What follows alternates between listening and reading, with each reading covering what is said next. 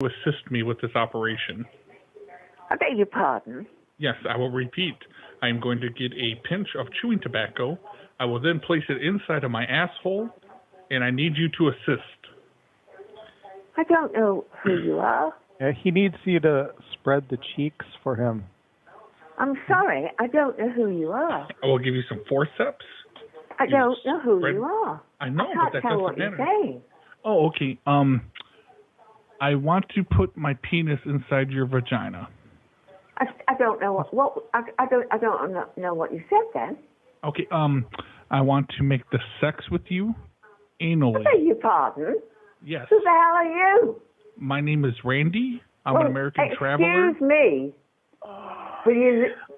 I beg your pardon. Well, you can beg all you want. I'm not interested. Excuse me. Yeah. I don't know where you got my number from America. They handed it out when I got off of the airplane. Do I have to phone the police? Yes, because they said you were a whore. I beg your pardon? Ma'am, if you phone the police, we will be waiting for them, and we will suck their dicks so good they won't care about what you have to say. Well, where did you get my phone number from? Professional homosexuals. Well, you go and phone somebody else and not me. Well, I'm an old woman. Calling the police on someone for being gay is a hate crime, ma'am. And it also makes you not a very good person. Now, I suggest you hang up the phone and do something to better your life. You know, volunteer at a soup kitchen, maybe work with the homeless. You know, stop being such a hateful person, ma'am. It's really awful. Let me double check this address. Middleton, Manchester. I think correct? You are phoning the wrong person. Don't raise your voice to me. Road, 40 Road in Middleton. We have the right person, ma'am. Our files are never wrong. Well, I'm sorry. You are. We'll keep great records, and we know you phoned the wrong person. Okay. How dare you? We'll see about that when we show up in 5 minutes. We're all loaded up in the lorry, and we're on our way.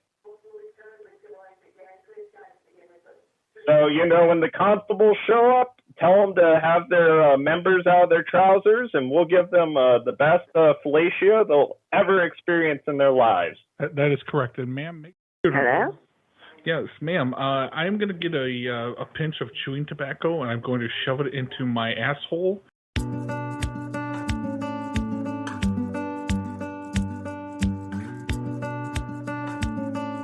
Ring, ring. Hello, this is Dirty Puerto Rican. How may I assist you? Ring, ring. Excuse me? Ring, ring. You call my number one more time. Ring, ring. So that means that every night I can expect you to call me? Ring, ring. I do not want to be on your list. Ring, ring. So help me God, if you call my number one more time, I will sue you. Ring, ring. Okay, what is it? Ring, ring. Ring, ring. I'm really pissed off. That's what I am. Ring, ring. Ring, ring. Ring, ring. Thank you for calling Social Security Administration. Yes. Can you please tell me your first and last name? Clark Saint. All right. Can you please tell me your social security number? Oh, why do you need that? This call inform you we have an order to suspend your social security number. Why is that? How can you suspend I know his social security number. Do you want me to give it to you? Hello? Hi, I got his social security number. Are you ready? Who are you? Oh, I'm Dwight McClanahan. I'm his brother. You are not my brother. Yeah, I am. I got his social security. He's dodging the IRS for some time. I'm going to give you his social security number. Don't fight. I'm sorry. Who are you, sir? Oh I'm your brother. I'm your brother. I'm your brother. His social security number is 861-53-1211.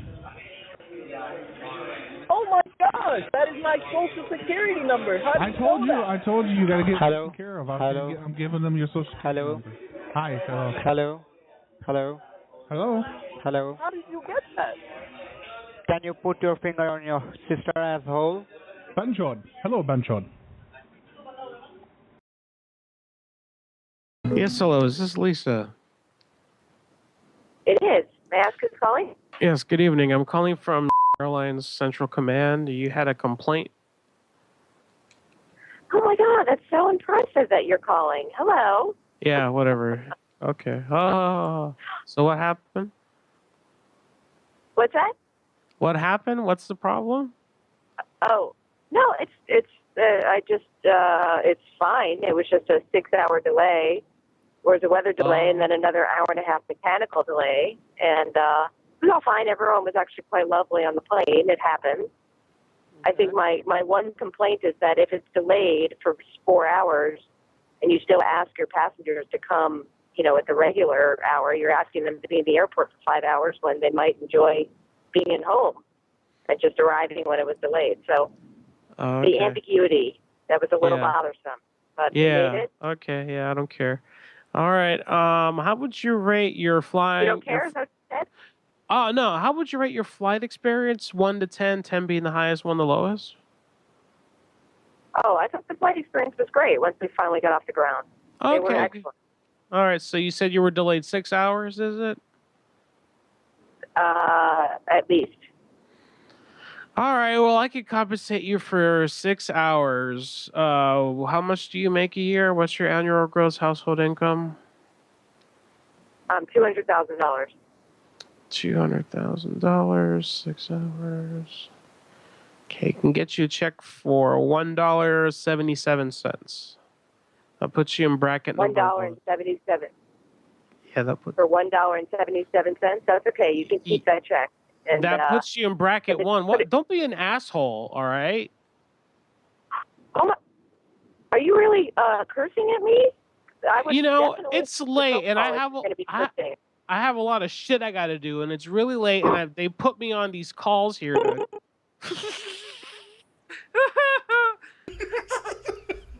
You can go from.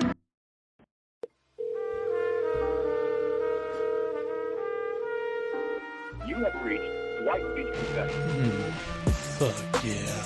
Do not call this number unless you order for Trump. God damn it. Shut up. I want you to be happy. Fuck you. Shut up.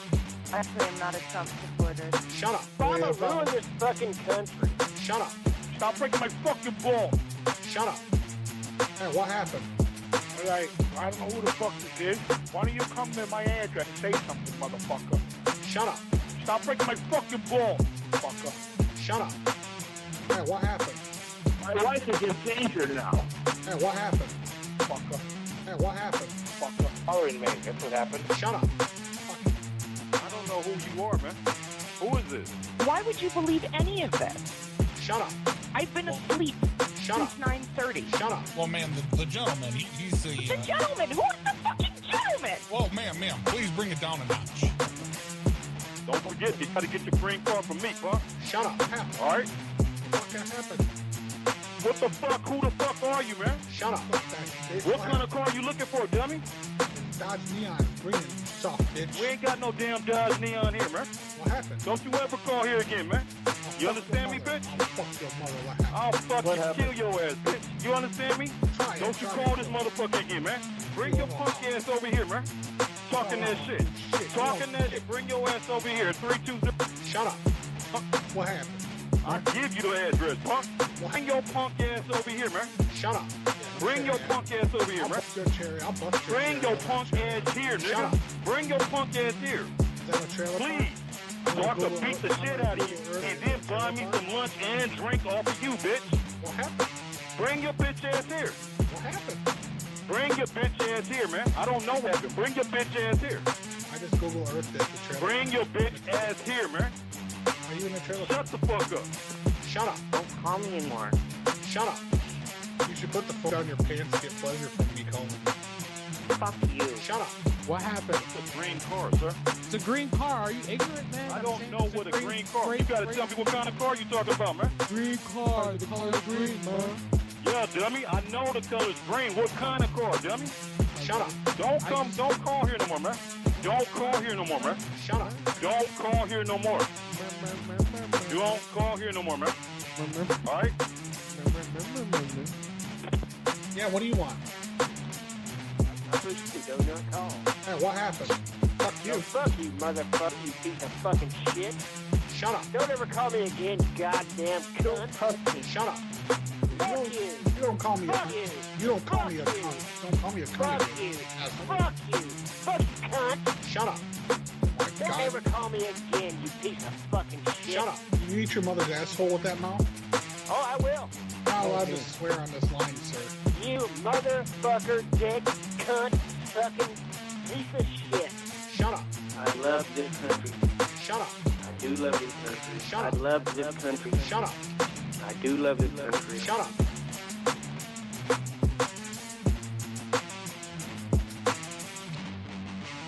Shut up.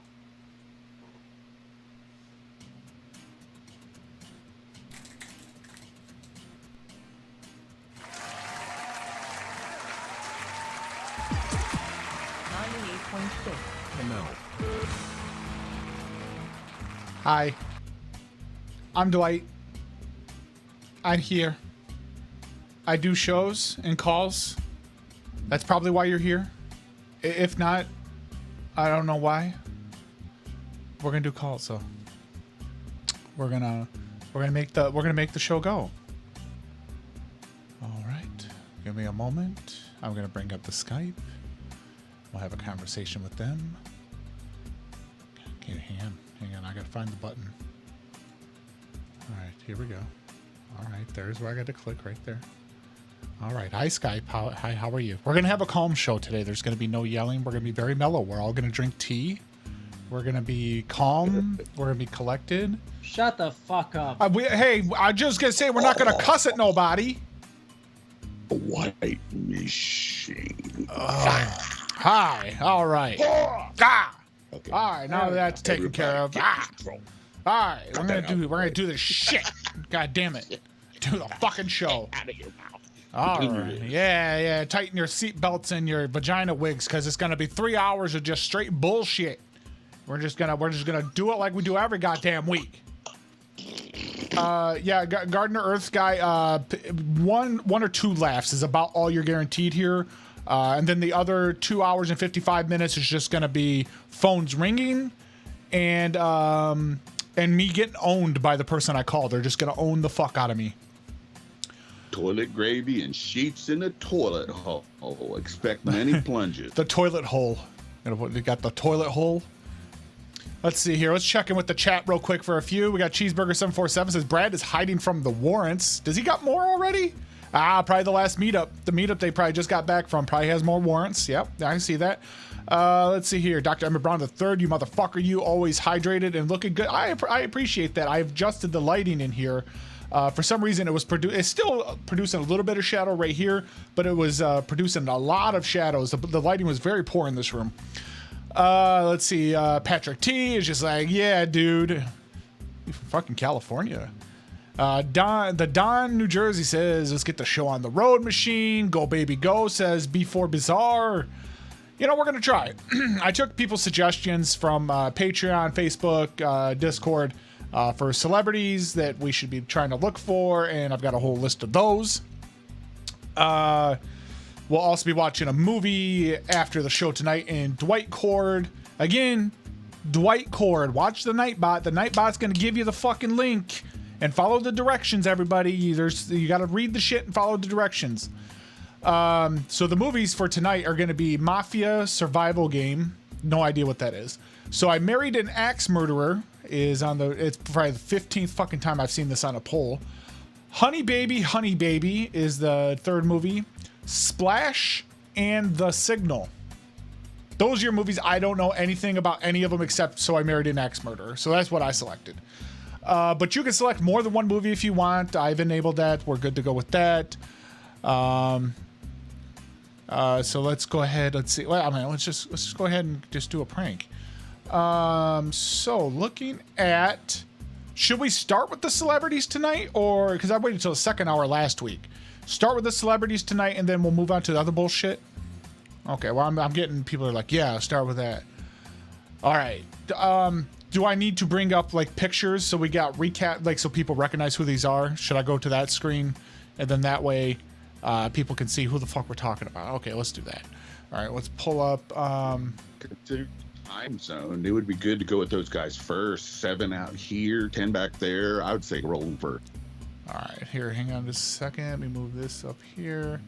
So, I think it's in my Chrome view. Yep, should be this one. So the first one we're going to try is Ethan Suplee. You might remember him from such films and playing fat characters as the very racist man in American History X that was the friend of what's his fuck. He was the fat friend. He drove the van. He was also in Remember the Titans, The Butterfly Effect. He is now not fat. He is actually very fucking ripped now. Let me see if I can find the images. Yeah, see, he used to be fat. He used to be this fat, and now he's like fucking rippoed. So let's go back to so that's who we're gonna try to call. I don't know what we're gonna say to him exactly. Down with the roids. Yeah, see the roid cut.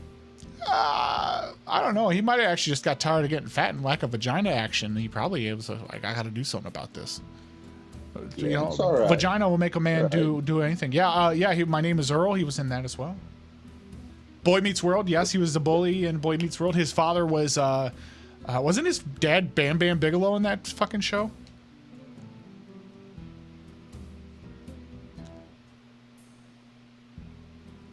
All right. Oh, Vader. Okay, Vader. All right. So we're dialing. We're just waiting to see if he's going to pick up.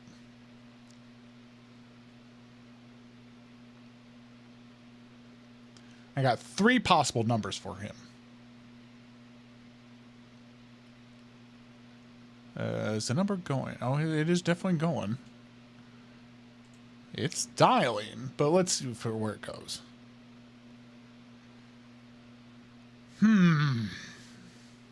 Yeah. Oh, yeah. He was in John Q. I just watched that movie. He was in it the other day.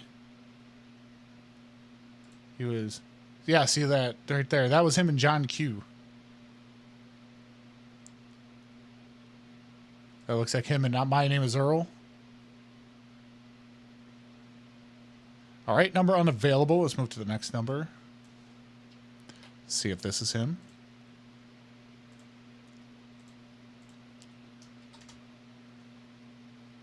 Let me turn the music back on. Someone said to put cinnamon in my green tea. I don't know if I have any cinnamon here right now. I should. I make French toast quite a bit.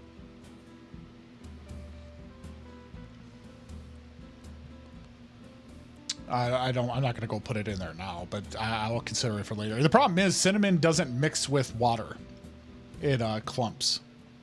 Unless you order that really special high-grade cinnamon. Yeah, I looked online one time because when I was drinking a lot of that apple cider. Your call has been forwarded to an apple cider automated vinegar voice drink. messaging system. 8. Apple cider vinegar drink. There was cinnamon and a whole bunch of other stuff in there, and the cinnamon would just clump and just ride on top of the liquid. But I did find online there is a I want type. to go for a clump and ride. You want to see my clump and ride? Yeah, let's go on clump on ride. Clump on ride. Clumponride.com. Yeah. All right, so I don't think he's going to answer. So let's go to Joy Lauren Adams. She's going to be the next person we call. If you recall, she was the love interest of Adam Sandler in Big Daddy. She was also the blonde chick in Biodome that was Pauly Shore's girlfriend outside of the dome. So hopefully her number answers. All right, let's just go ahead and dial it because I don't have any faith that that other number was going to answer. Yes, Sunny. Yes, Sunny. Sunny was Adam Sandler's character, right? I don't think her name was Sunny.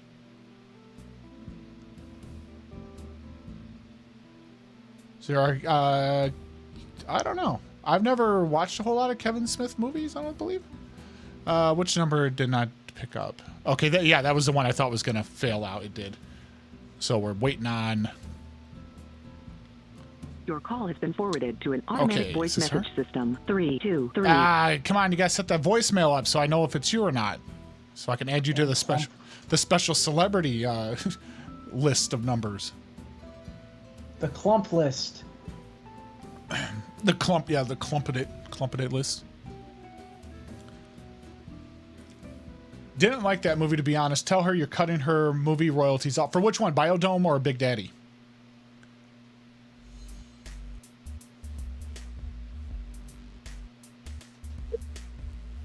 Your call has been forwarded to an automatic voice All message right. system. Even if that is her, she's not picking up. I got a secondary number to try. This might be slow moving, just to let you guys know. They're not hitting as good as we did that first night. Yeah, that number is an invalid. Okay.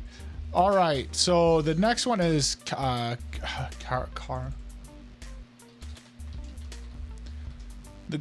She played the Yellow Ranger. For a time, you know, she was the Asian lady was the original. This one was the replacement when they did the movie. So let's see if we can get a hold of her.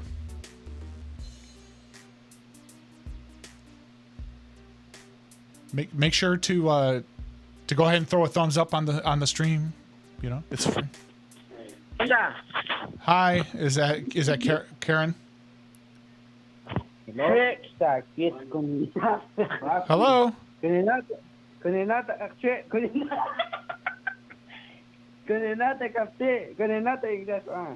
Hello.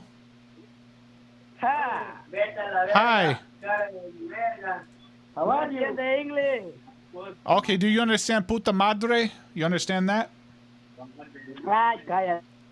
Cállate. I'm going to go out on a limb and say that wasn't her.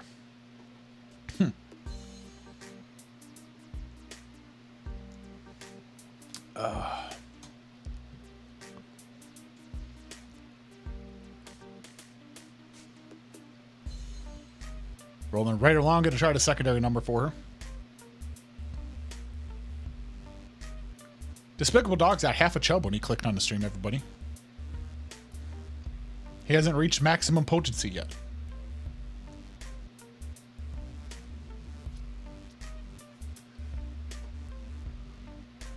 Come on, pick up.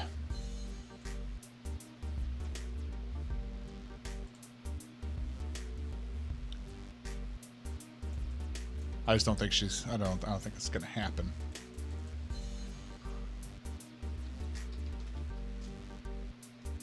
This is what we're gonna look up next.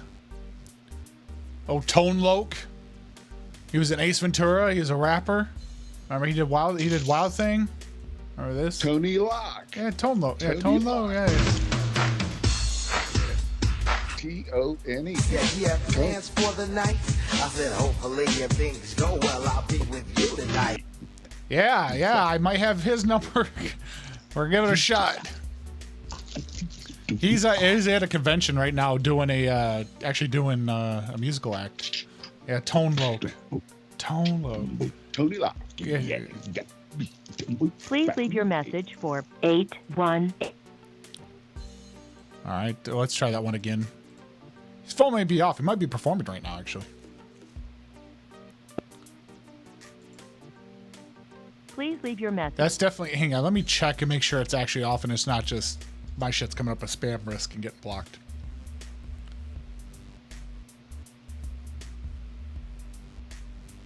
Please leave your. No, it's off. All right, I got one more number to try for him.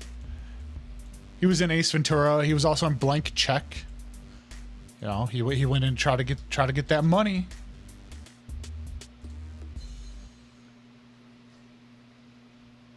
Dude, he's early. Yeah, he's way back in the day and got hip hop on. Yeah, got hip hop on. Hey, is that Tone? I'm sorry? Is this Tone? No. Oh, I know it's not by the voice. How are you gonna go in and pretend you're Tone Loc? How can I help you? Well, I was calling to talk to Tone about a business opportunity, but you're over there impersonating him. That's the word I was looking for. I got you. Well, good luck. Get your funky Cole Medina. Oh, it's not the first time you've been called, huh? You know about him? Yeah. I grew up in the 80s. Oh, okay. What's your favorite song of his?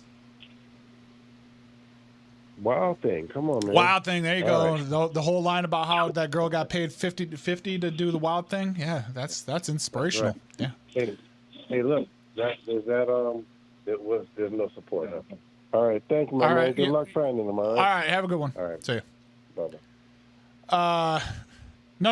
He's literally at a convention this weekend performing. No, Tone Loc is definitely alive. Yeah, he's like main stage in the fucking, like, he's the big name at the convention. He's up there performing right now. Yeah. Coolio's been making money since back in the day on that shit. So I'm willing to believe that first number is probably his, but he's probably performing right now and his phone's off. So I'm like, I'll say 50-50 on that. Maybe we'll check on that number later. We also have now I'm not going to bring up his picture, but Charles Marinette. He is the voice of Mario, Luigi, Wario. He voiced all the characters in the games.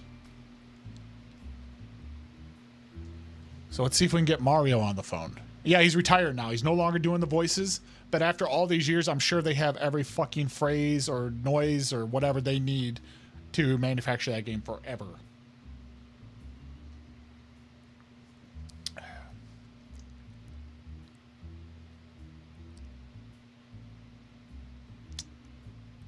Hey, Takaho, how you doing? You know what? I'm doing all right.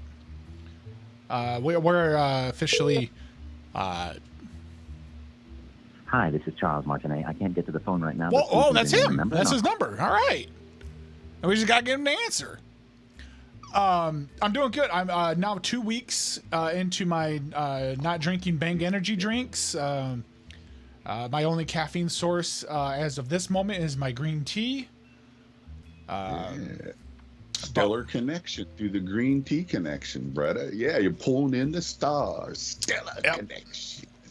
Everybody, keep your fingers crossed. Should man. we? Don't expect Should we talk the Mario guy into voicing the Sonichu game when it gets made?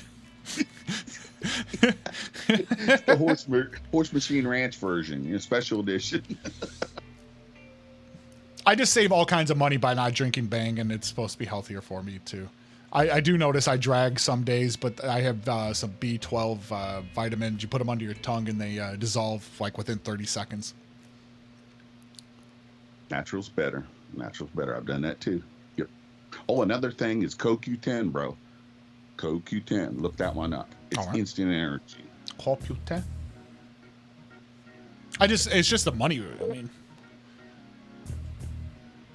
Hi, this is Charles Martinet. I can't get to the phone right now. All right, so that's confirmed him. We'll just have to try back. I mean, yeah, how is he not doing Mario voices and shit on his voicemail? Like that's his livelihood. All right, let's see. I'm not. You know what? I'm just gonna switch screens for now. These other guys are well known. I'll switch back when they're lesser known. The guy Sergeant Slaughter from WWE Wrestling. Might have his. He's at a convention currently as well. I think he's a little old to be traveling like that, going to conventions and whatnot.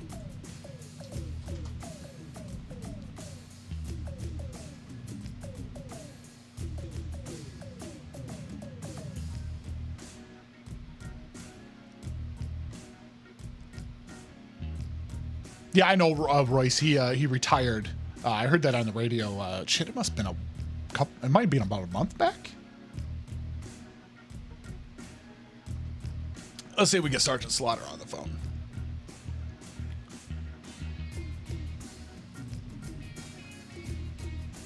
Call Steiner back. This is Susan. Sorry I missed your call. Please leave a message. Okay, that's not him. Well, we talked to Steiner for a half a second, I think it was last week. After, I'm assuming, what is his wife or his daughter just straight up gave us his cell phone number by just saying, hey, we want to talk to him about an upcoming event. So she gave us his phone number. That was awesome. We need more people to cooperate like that.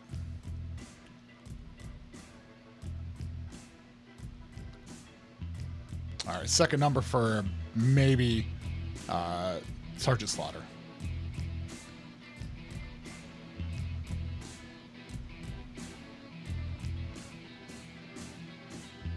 Almost done with my tea. And no, I don't drink green tea for the... Hello? Hello? Hey, is that Robert? Yep. Hello? This is he. Oh, hey, Robert. How's it going, bud?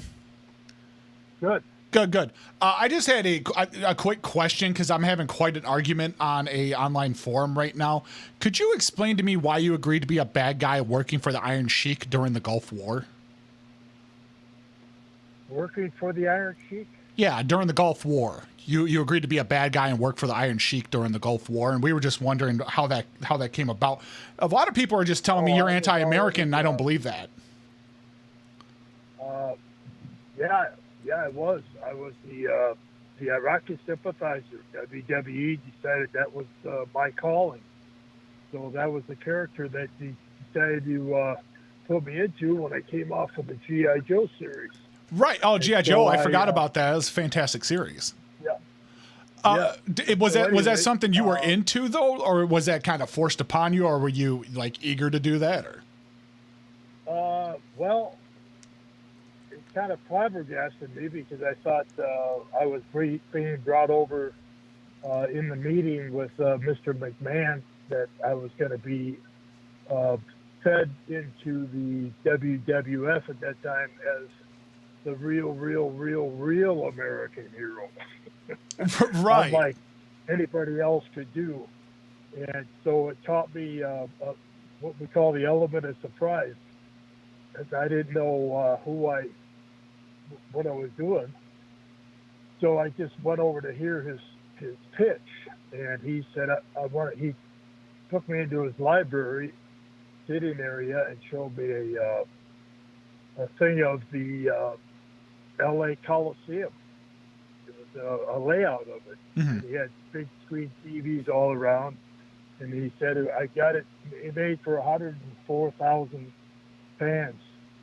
And I want you and Hulk Hogan to sell it out. And I said, oh, really? Okay. How are you going to make Hulk Hogan the villain? And he goes, Hulk Hogan? No. I want you to be the hero. I said, Vince, I'm Sergeant Slaughter, the real American hero here. You know. He goes, yeah, I know. I think that'll even put more gas on the fire. Right. Said, really? Okay. Now, is that one of the biggest venues that you were involved in? Well, yeah. I stepped. I was away from WWF for 6 years because of some problems we had there. Because Hasbro came calling, and Vince had another toy company. So a conflict of interest. It was either I go to G.I. Joe or stay with WWF.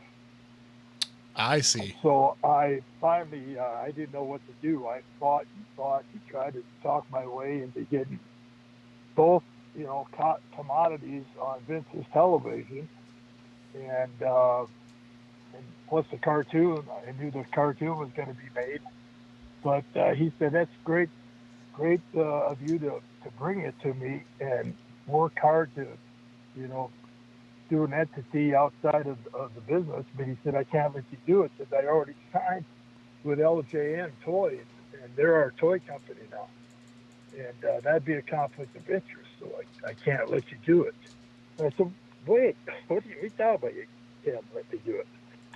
And so he said, no, I can't let you do it. So he figured that I was in with him. So one night I just got home and I was a little frustrated. My wife said, what's wrong with you? Not eating. I said, well, Vince wants me to help out, going to WrestleMania here. And Hasbro wants me to be the first living G.I. Joe character in its history. She said, yeah, well, what's the problem? I said, well, I don't know which way to go. She said, well, it's pretty simple. I said, it is? He goes, yeah. You can always be a professional wrestler. You can't always be the first living G.I. Joe. I said, that's why you get the big bucks, honey. And so I called Vince the next day and said, I'm heading to G.I. Joe. And, of course, that caused all more types of problems. But that you seem to be like the you know, all these people today, they're always talking about multiple revenue streams.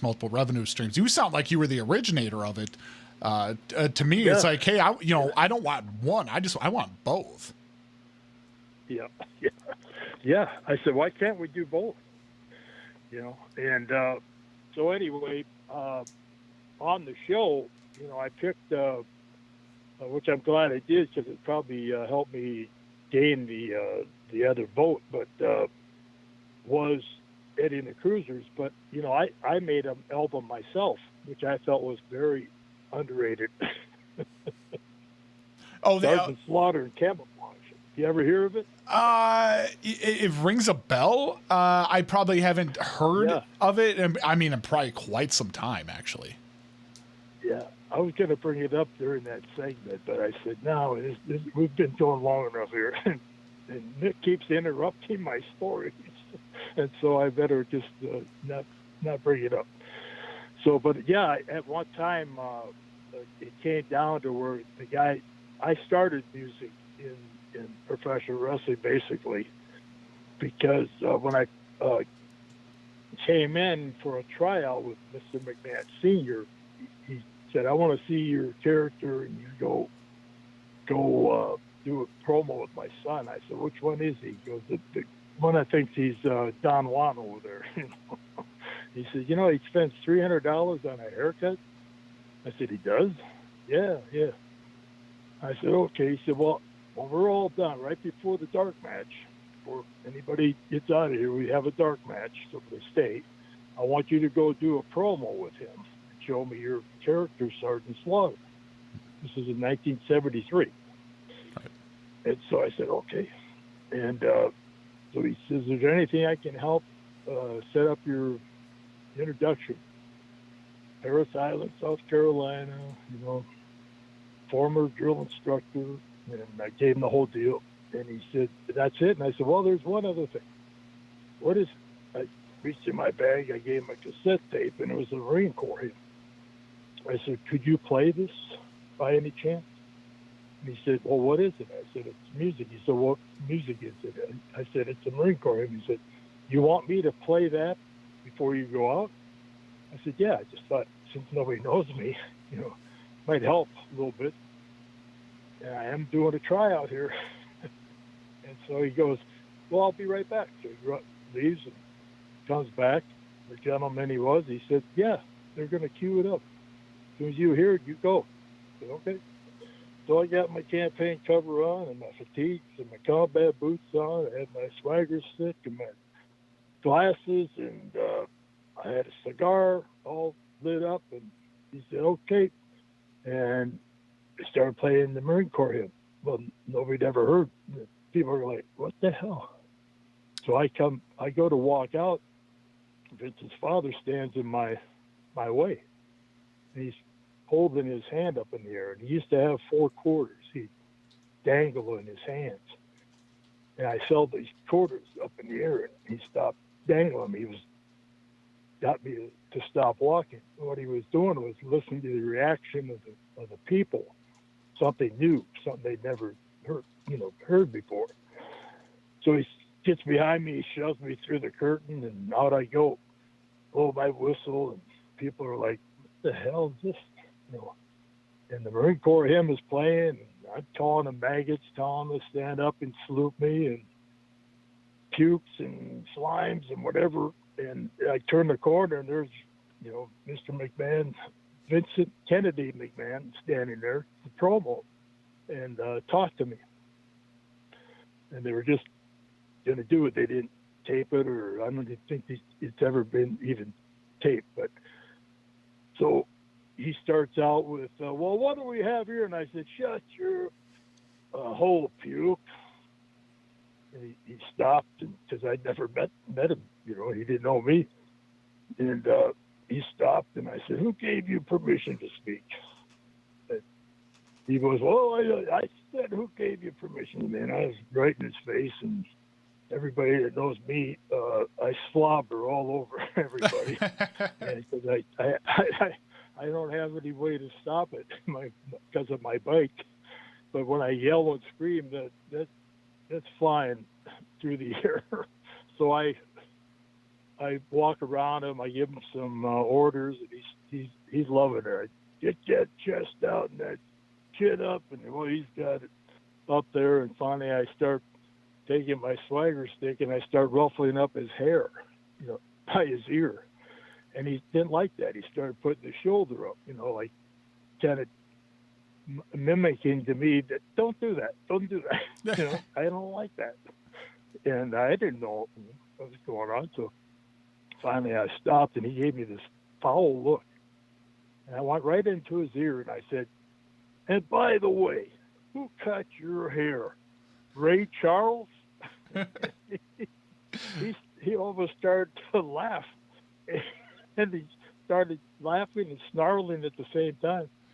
And I gave him a few more orders, and as I went to leave, I heard him say, "Well, that's him, Sergeant Slaughter. Maybe we'll be seeing more of him." And I thought, well, I might as well put the icing on the cake. So I took my cigar, took a big puff. I turned around, walked up to him, and I blew it in his face. And I didn't know that he didn't like smoke. He's very adamant. If you're even in the parking lot where he works and you're smoking a cigarette, you're fired. That's right. it. And so I had no idea. So I blow this big puff of smoke in his face, and he started turning colors. And I walk off, and I get in the locker room, and a few guys that were still there that weren't in the dark match, they're all kind of laughing like, "That poor guy, he got fired before he got started." And because nobody knew who Sergeant Slaughter was. And so I've taken off my combat boots, and pretty soon I see these loafers walking around my chair, and I hear the quarters jingling. And finally I look up, and there's Vince McMahon Sr. looking down at me with the quarters going. And I looked up at him, and he just shook his head no. Just shook his head, gave me the fingers to follow me. So I put one combat boot under one arm, and I'm hopping on the other one. And we go into this back room, and he's walking around me some more with his quarters going. Finally stops right in front of me, and he said, and just looks at me really evil.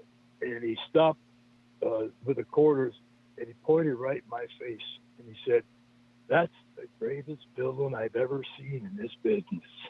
He said, "My son hates you right now." And I said, I'm sorry, Mr. McMahon. I said, no, don't be sorry. Don't ever be sorry. He said, "I want you to start tomorrow." He said, "You're a talent that I've never seen before. You just put me over. And so that's how music got started, because people started to, wrestlers started to bring their own music in. They saw, hey, shit, this is nice. People get pop before you come out. You don't have to work so hard.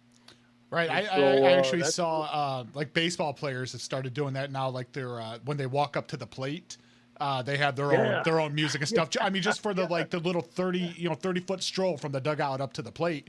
They got their own personalized music playing. And oh yeah, they're like everybody else.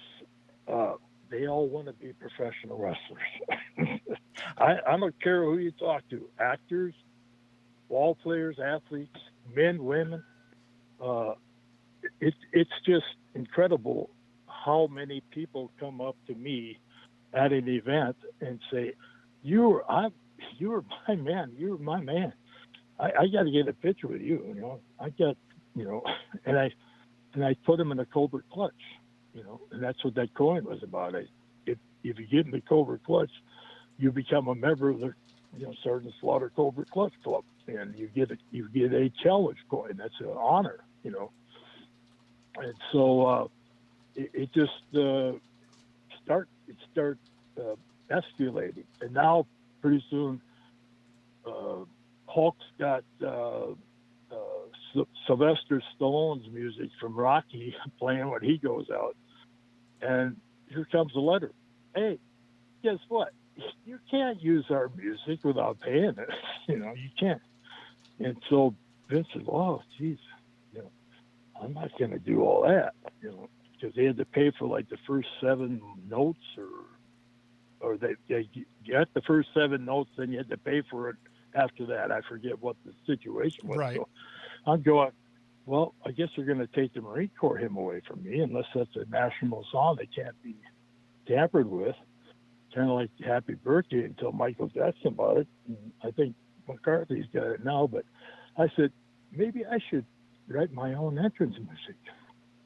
So I thought, pretty good at rhyming and stuff. So I wrote the song, The Cobra Clutch.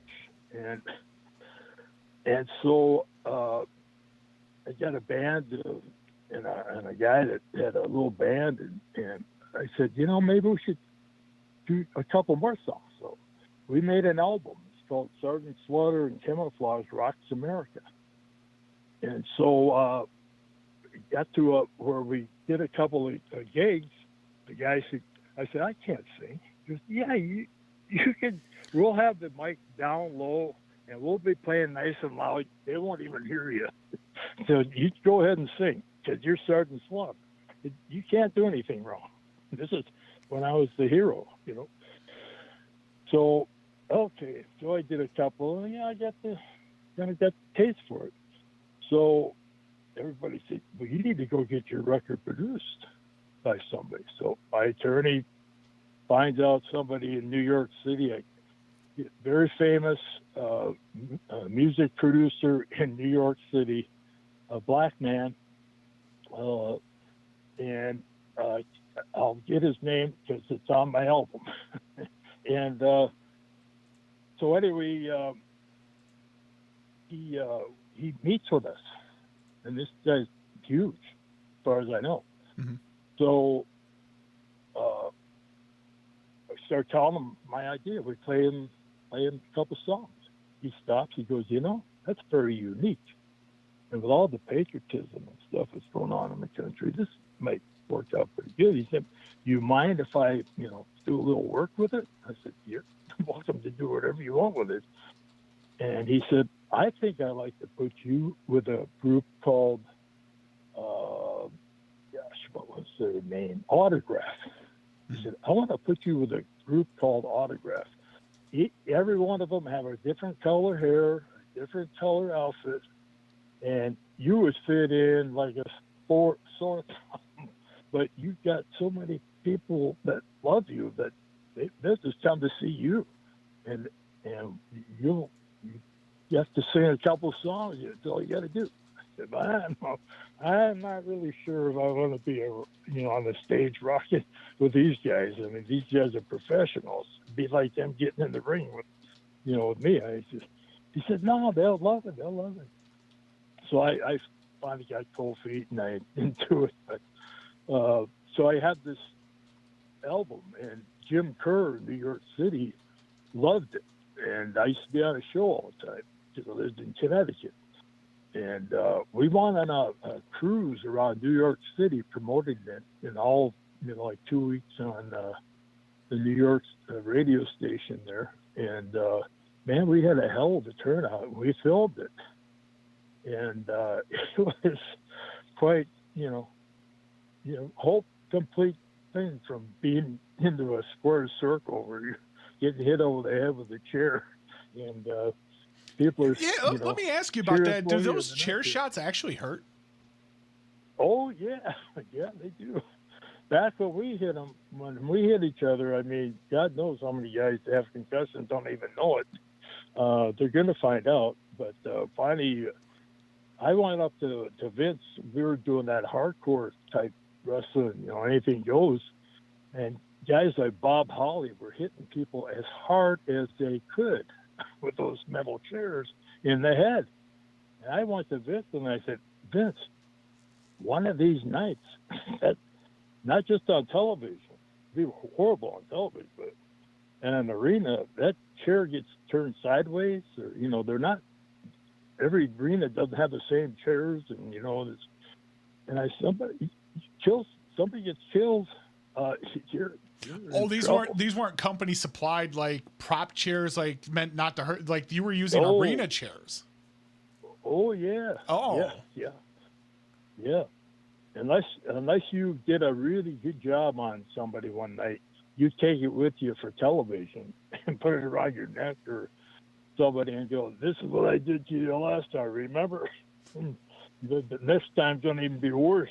So, but that's the only time you'd, But it was just, all out war. Was there ever a time you had to like get like maybe someone messed up on a move? Like you ever pay someone back like in the ring? You didn't even think about it, but you're like, hey, this is the time to get some payback type thing. Probably every night. Oh, almost every night. Oh, okay. Yeah, we weren't holding back. No. Back when I got into the business, there was no scripts. There was, you were trying to be the top guy because you got the biggest payoff, And if you were like on in the territory, you wanted it to sell out too, because then you got more money. You just, you were all brothers and sisters. You were all trying to make a living. I mean, sometimes you get done wrestling somewhere and go to a local bar and there's a pool table, and all of a sudden, hey, there's Roddy Piper over there and Jimmy Snuka. Let's go have some fun. Oh, So you ever get into like any big bar brawls or anything? Oh yeah. That's how we made money. We'd get ourselves arrested and hauled to jail, and we'd be on the front page. Yeah, there's no such thing as bad publicity. I understand that. No, any publicity is good publicity, I was taught. I had some good teachers on my way up, and from Eric Froelich and Gene Kaniski and Vern Gagne, down to Harley Race. I wouldn't be talking to you on the phone right now if it wasn't for Harley Race. She taught me pretty much everything I learned in this business that I didn't, find out myself. And Pat Patterson, I mean, what a genius in this industry. I mean, it was just spot on. No matter what he was like the golden goose. Whatever he came up with turned to gold. I mean, and it was just, and I got the chance to be in the ring with him. I watched him as a kid, and then I watched him in the AWA when I first started, and had to wear the mask. And Lord Alfred Hayes and I, and Super Destroyer Mark II, and so we were flying around on Burns 8-passenger plane, and we finally stopped, and it was like a brotherhood, and we're waiting to get our luggage out from under the plane, and here comes this beautiful Lincoln, the four-door, the big baby, back in those days, and stops, and trunk goes open, driver gets out, takes Pat Patterson's bags, throws them in the trunk, gets in the driver's place, and Pat gets in the front seat, and off they go. And I said to Lord Alfred Hayes, I said, that's what I want to be. And he goes, what? What, Matthew? My nickname was Matthew. Long story. But anyway, and so he said, what, Matthew? What do you want to be? I said, I want to be that guy, Pat Patterson. Why? Would you want to be that? I said, because I want a chauffeur car to take me from the airport to my house. He goes, no. That's not his chauffeur. Yeah, no, that's his friend. His friend, that's their car. So, oh, okay.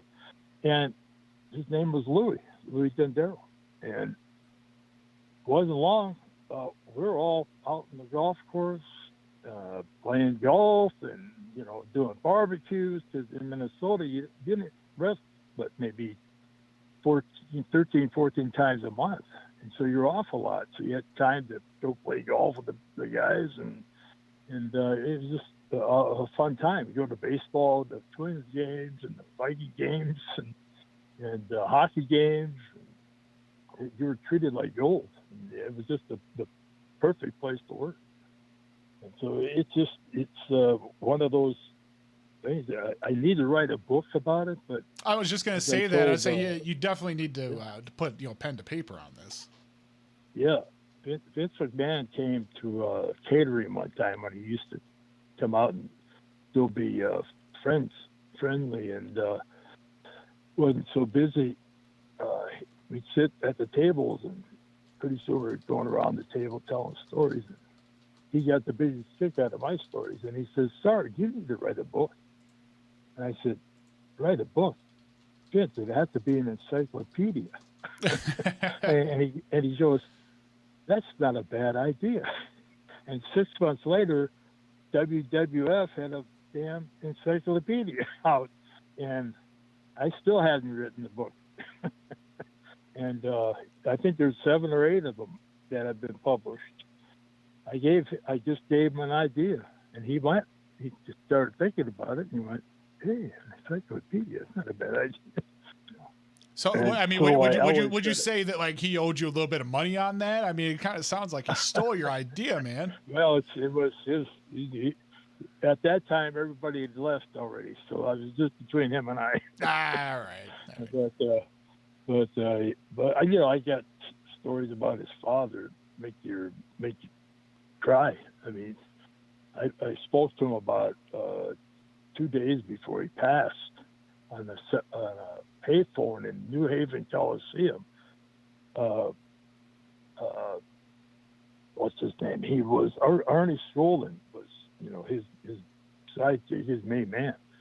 And so we used to be able to park indoors in New Haven Coliseum. And so I went to go get something out of my car, and Arnie's on the payphone. He said, Sir, come here. Yeah, somebody wants to talk to you. I said, okay. Hello? Yes?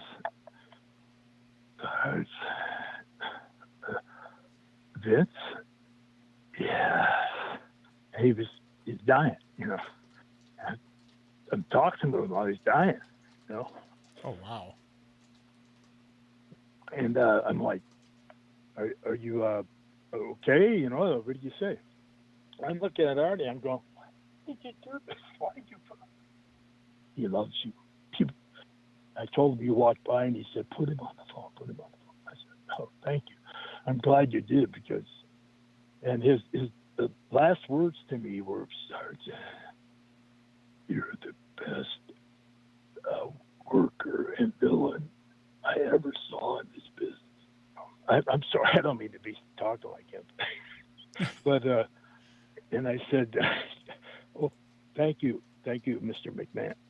And he said, as long as there's a McMahon in the WWF, you always have a job. And I said, oh, thank you very much. Thank you. Well, 2 days later, he already passed, and nobody heard that but him and I. Oh, wow. But, that's one of those things. And the way it is right now, they're not in head of the company either. They only own 49% as far as I know. Oh, after they just had that sale, didn't they? The merger, yeah. Yep. I mean, they're still they're just 49% for $80 billion. Right. Yeah. Right. Exactly. Yeah. Then you still get to run the show, right? Yeah. I mean, at least you still got some type of control over the way that things are going. Yeah. Right. Yeah. You can have the 49%, but I want control. Right. You're not going to kill what I built. Are you okay? Yeah. Okay, I thought I heard. I don't know. I thought I heard something. Oh, you know what? It was somebody. It was somebody in the room. Hey guys, you know who it was? Who was it? It was Vince. I think it was Vince McMahon, Senior, talking to us. Oh, coming right through the terrestrial lines here. Yeah, exactly. You know, I had this thing with guardian angels. You know, I have I'm a believer in those things. Right. And things were happening a little too often, and finally I said I got to look into this.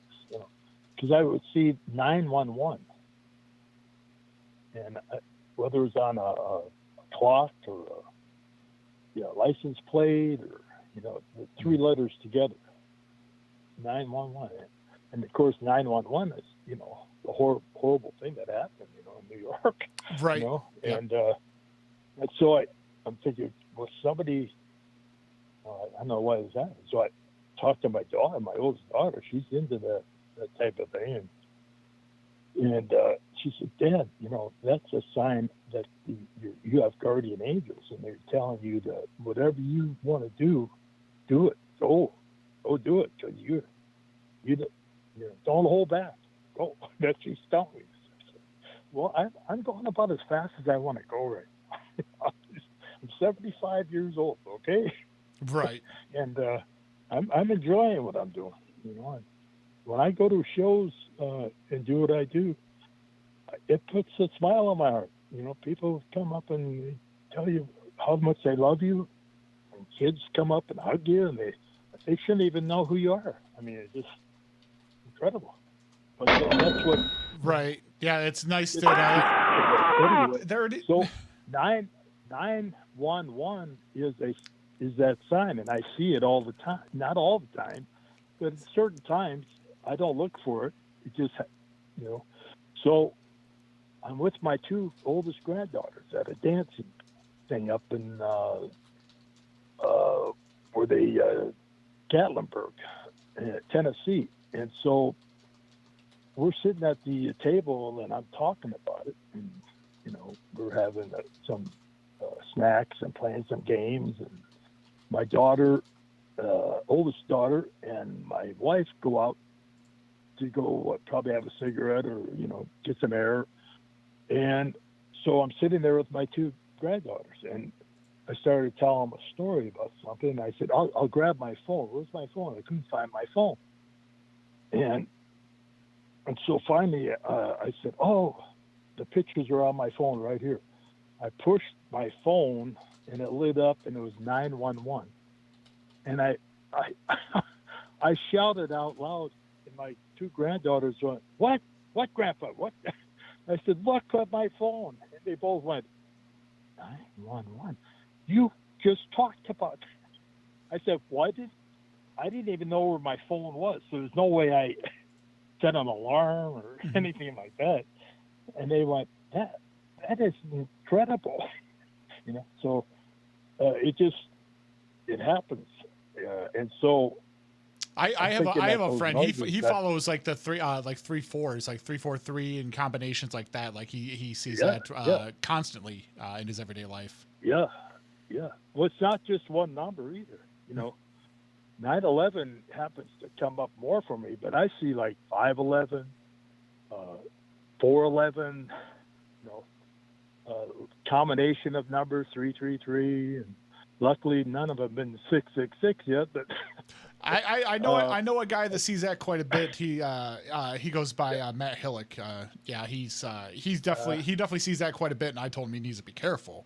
I was like, guy, you don't want to be, don't take it for granted. You're right. Yeah.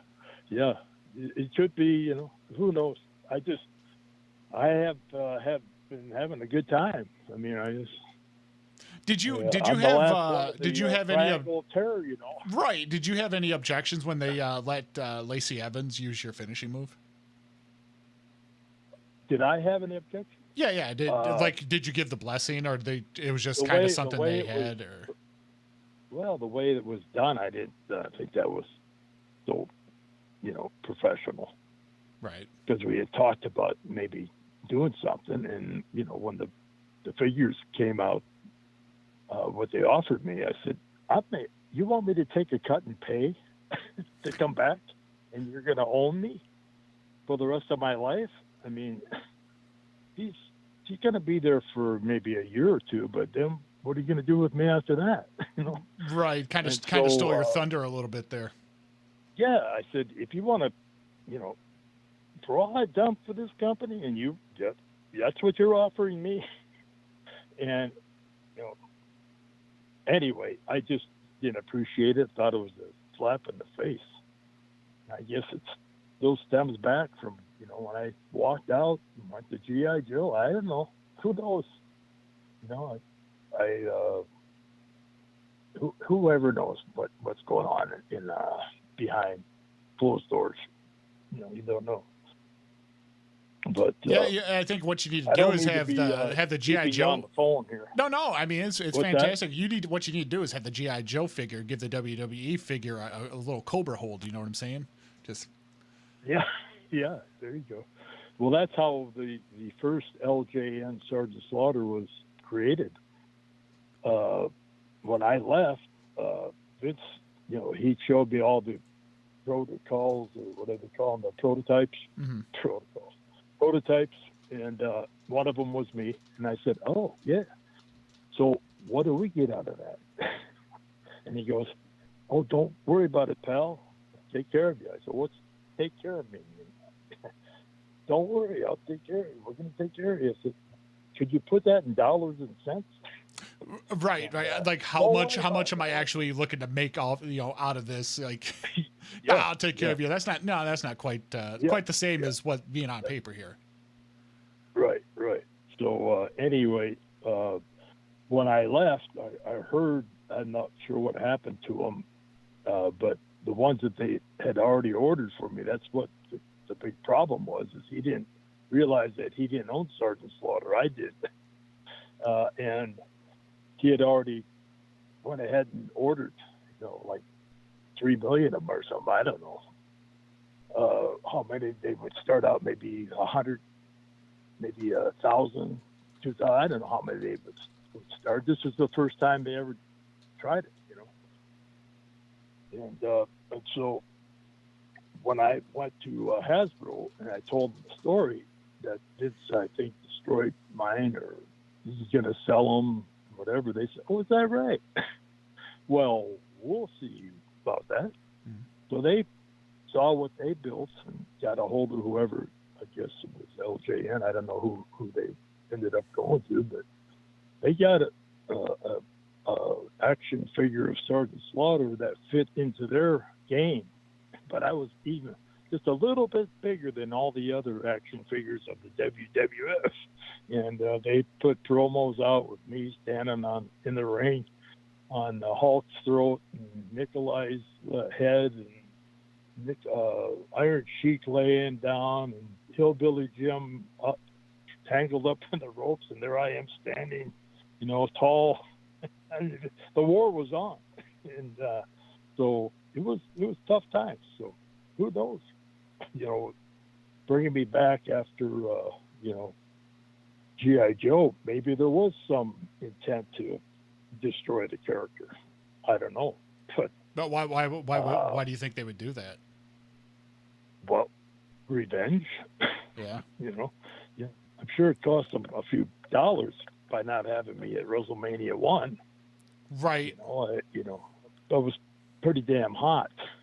And I'm sure I heard rumors that from some pretty good sources that are unfortunately passed on, that Hogan and I were supposed to take on Piper and Orndorff with Bob Orton in their corner, and that's who knows what it would have ended up being, because I ended up leaving and they brought Mr. T, so it might have even been better having that happen than me leaving.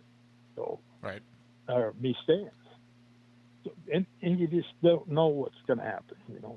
Can't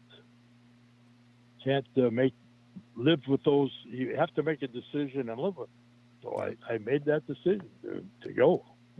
That's where I went. Yeah, there was a lot of setbacks and side steps and hurdles, but Did you ever wrestle Antonio Inaki? Yeah, I did over in Japan. Yeah, he loved working with me. I think he actually had the Funks bring me over, special, just for him to try out and work with. And so, yeah, he was a master at his craft. I mean, he knew, wasn't the greatest talent in the world, but he knew his character, and he knew what the fans, thought of him, and he made himself a god, that he couldn't do any wrong. No matter what happened, he, especially over there, they're heroes. They forgive them, to the dying breath of air, that they're the heroes, no matter how many mistakes they made. But it's a whole different world. But he was really fun to work with. Yeah. What did you think of Dave Metzler? Dave Metzler? Metzler. I never really knew Dave too much. I always respected him, that he told it like he thought it was. It's different telling like you thought it was than what you saw it was. Right. I know. I was going to ask you. Like the guy says, I can live on yeses and I can live on nos, but babies, that ain't going to make me any money. And I was going to ask you, like, if you had, we got Mount Rushmore and stuff. Who are your four wrestlers on Mount Rushmore of wrestling? Oh God, is this a promo? No, I wish. Am I getting paid for this? Maybe. Geez, that's well, Harley Race, number one. Harley Race, and I'd have to say, wow, Jack Briscoe.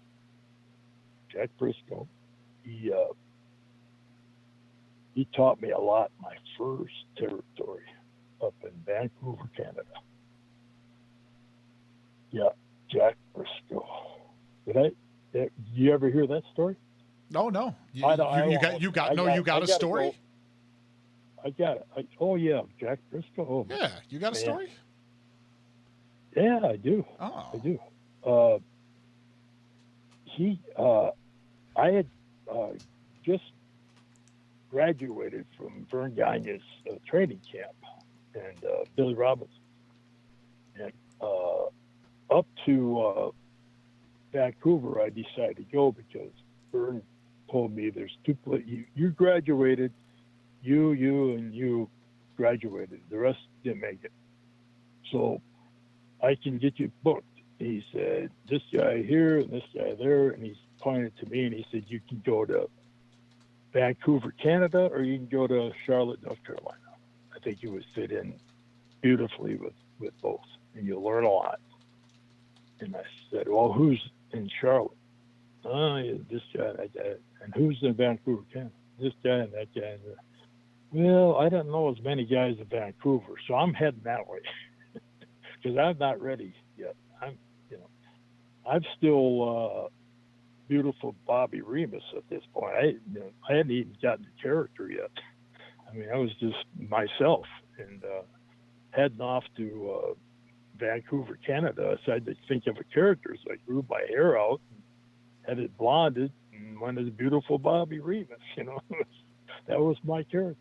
So anyway, so I get shipped out, and my dad and I go out in one of the roofing trucks, and he gets homesick, and because number one, they put me in this flea bag hotel, and it was just a horrible place.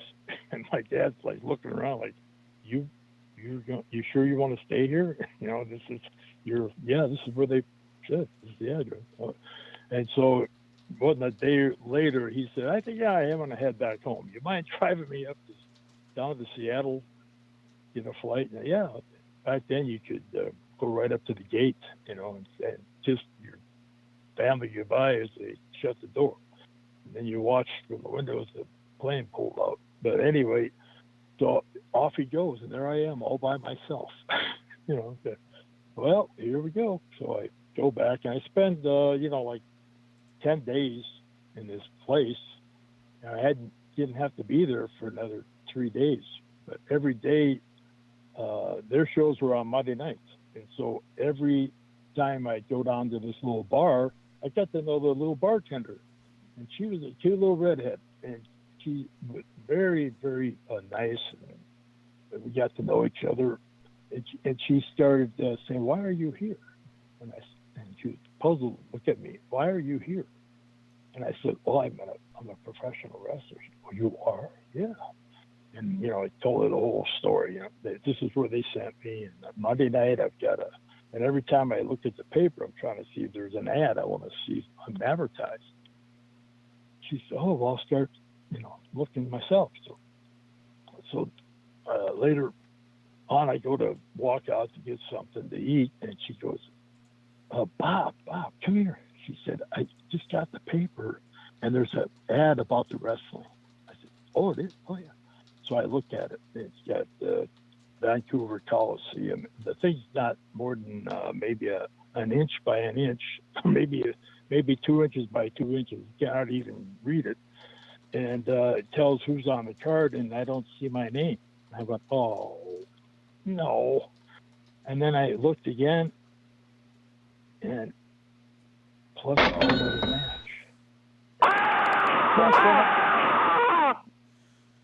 That's me. Plus one other match. And so I said, "Do you have a scissors?" She goes, "Yeah." I cut it out. I said, "You mind if I cut this out?" "No, yeah." And so I got some tape and an envelope and a stamp, and I sent it to my father. I circled plus one other match, and I wrote a little note, and I said, "I made it, Dad. I made it. I'm a professional wrestler. I'm plus one other match." And so I go to the Coliseum, and I'm there like 3 hours early. I don't want to be late. And I'd been there, 100 times already to make sure I wouldn't get lost. And so I go in, and I see this handsome man sitting on the bench, all tan, beautiful sports coat on, smoking a cigarette, reading a book. And he sees me, and he drops a cigarette, and he puts a cigarette out. He walks over to me, and he says, "I'm Jack Briscoe, NWA World Heavyweight Champion." And I said, "Yes, you are. You sure as fuck are." And I was So like, you don't say. First guy I meet is Tim. I said, "Things are looking up. I'm plus one other match. Now I'm face to face with Jack Briscoe." And I said, "Yes, you are." And I went to tell him my name, and he goes, I went, "My name's," and he said, "I know who you are." I said, "You know who I am?" He goes, "Yeah, I know who you are. You're Bob Remus from Eden Prairie, Minnesota." And I said, "Huh? What?" And he took his fingers like a gun and shot it at me. Your index finger. Were you hurt? Thumb. Yeah. I sold it for him. And so I said, "How do you know who I am?" He said, "Anybody beat up Billy Robinson, I gotta know who they are." And I said, "Oh." And that's how fast that got around. I went, "What the hell? How would he know that?" And because I had a little run-in with Billy Robinson before I even got into the training camp, which is a whole nother part of the encyclopedia. The other volume. The other volume of the Sergeant Slaughter, whatever it's going to be called.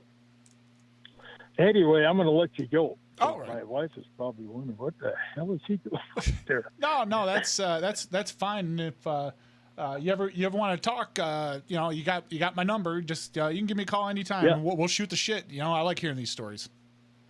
Okay. All right. All right. I appreciate it. Thanks again for having me on. No problem. Thanks for working me into the second round. No problem. Now you drop down and give me 10. You're still a maggot. All right. I appreciate it, sir. But I'll tell you what, I, Sergeant Slaughter, am dismissed. Have a good night. Yo, Joe. Good night. Jesus Christ, finally. All right. That was Sergeant Slaughter from WWE Wrestling. He finally let us go off the phone. I should have started the please release me from last week's show. Cheap shit, D. White. You're the luckiest mother I've ever met, brother. You have just made a whole book for this, man. Dude, this is so impressive. I don't even follow wrestling. I'm stuck in my seat. This was a great show. I used to watch a little bit back in the day. I've seen him wrestle a little bit, but I never really followed it. I'm what you would be, a casual watcher I guess is what I would be called. But man, that was, I think he stayed on at least an hour. Profound. I think he was on for at least an hour. At least. Yep. He was on. Amazing. He still didn't Great finish job. his. You played the angle perfect. Yeah, he still didn't finish his other two Mount Rushmore wrestlers though. Oh yeah, see, we could give us a lead back to call back in the future. He can call me back if he wants. I gave him permission. Exactly. He wound down. He was just like, my fucking wife probably wondering what's going on. Let's. And the funny thing was the throne alerts going down the line, because people in Skype could hear it, so you knew he could hear it. So he gave no fucks. He's like, that's Vince McMahon Senior right there. That's it. He's fucking trying to communicate with me. Spiritual occurrences and stuff. It just kept the conversation going. So thank all you guys trying to bust him out. It was beautiful. Yeah, I was trying to get to as many questions people were dropping, legit questions as there was, and you could obviously see I could only get a word in about every 15 minutes. Exactly. He was on a roll and would talk all night. Oh yeah. Yeah, I mean, when he's talking about thanks for having me on, I didn't tell him I was on anything. I just told him that I was arguing with someone on the forums and we were just wondering something. He may have figured it out, but as long as he played along, hell, we're his buddy. We could link him up later to his interview. Maybe, I don't know, tag him. He did talk about, he's like, am I getting paid for this? But he kind of chuckled. I ain't got no money to be paying guests now. I ain't got that kind of money. Yeah. Well, beautiful. Yeah, I'll definitely Gordo suggested clipping that out and doing it as its own standalone video. I'll definitely do that. I believe it. I agree. Yeah, definitely. Pay him a free paternity test. Jesus. Well, all right. You could play nice. That guy gave us a heck of a good show, man. He talked around. All is held high for Sergeant Slaughter. I don't even know who he is and like him now. Coming in during that also with the screaming sounder from the throne was Lil Uzi Vert, Anime Girl, and Big Boy Farts 666, all donated to the Stream Deck. Thank you. They were definitely trying to stir the pot. We are now 69% funded for the Stream Deck. Good night. You don't have one. I do not have one. A Stream. You're going to have one, is what I was saying. Well, eventually, we'll just have. It'll be a matter of time. It could be next week. It could be a month and a half from now. It'll eventually happen. Unless people are just leave it at 69%, they just stop donating to it, and they're just like, we'll just pick something else because they want to leave it there. They're just like, you're going to be in limbo, bitch. All right. So be nice, guys. The next person we're going to talk to, we haven't even got through all the celebrity numbers yet. You'll know him as Chum Lee from Pawn Stars, possibly his number. If you remember, a while back, he was raided by it was like Henderson Sheriff's Department or something. They found a lot of guns and drugs in his safe and some other shit. I don't remember, but he never faced those charges. He's out and about, and I think he's doing the convention scene as well. Let's see if these numbers work for him. Got two possible numbers for him. First one did not work. That's not good, because that's usually the one that I'm leaning the most the most faith in. First one came back and said for me to go F myself. You heard he got arrested again last week. He's scheduled for a convention next week, so he's not canceled over there yet. Hey, Matthew 4, how you doing there, bud? I think that's what he thought was Sergeant Slaughter thought was going on, is that was a seance for Vincent McMahon, the senior, coming back and down the lines. I'm sorry, but the person you called has a voicemail box that has not... All right, so those numbers are not confirmed. Let's go ahead and we'll just scribble that right out. This next one is Leslie Easterbrook. And if you've watched the Police Academy movie series, this is Sergeant Callahan, the big boob blonde lady that basically every cadet tried to have the intercourse with. Show your titties. I like how Skype's just, it says 0.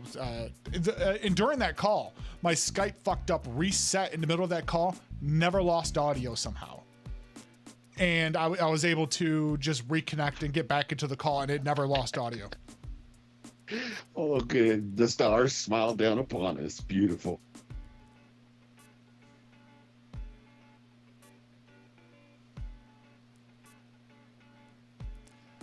So we'll see if we can get Callahan on the horn. Thanks, Tyrant. Yeah, I feel a lot better after losing all that weight.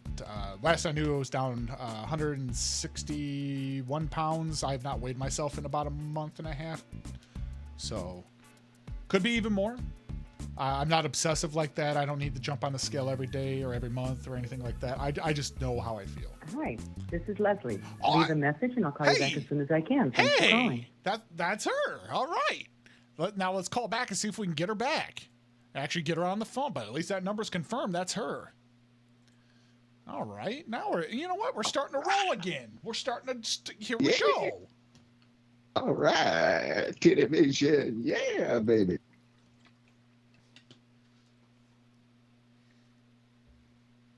Let's see if we can get her on.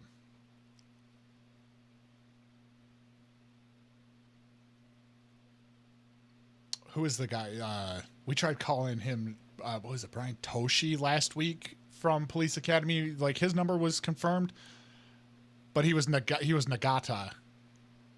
Hi, this is Oh, Leslie. damn, I thought she Leave picked a up. message and I'll call you back as soon as I can. That's fine. Thanks for That's confirmed. So let me go ahead and take this last number out. Let me put this in a different color so I know to clip this out and put it in a new file. All right. So we didn't get to talk to her, but that is her number. Next on the list, let me turn the music back on. The guy that played Zed in Police Academy, Bobcat Goldthwait, whatever however the fuck you say his name. I should say Zed. Goldthwait. The weight. 3 possible numbers for Bobcat. We're going to try him. And see if we can't get him on. I'd appreciate if he went into Old Man Story mode. He's probably got a lot of fucking comedy bullshit like behind the scenes. That dude is great. He's probably got a lot of shit. He's crazy. He's a really neurotic guy. He's so crazy.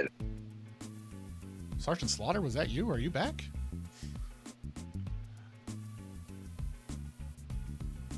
Try It Too says, oh my fucking God, Bobcat got stories. Seen him 3 times at Comic-Cons.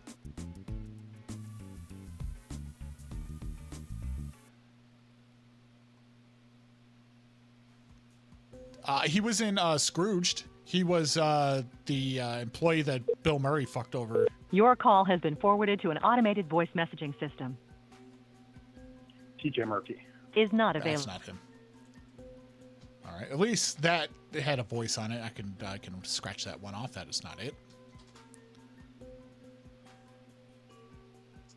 Ask Bobcat if he's got any Sergeant Slaughter stories. Icarus met Bobcat at a comedy club.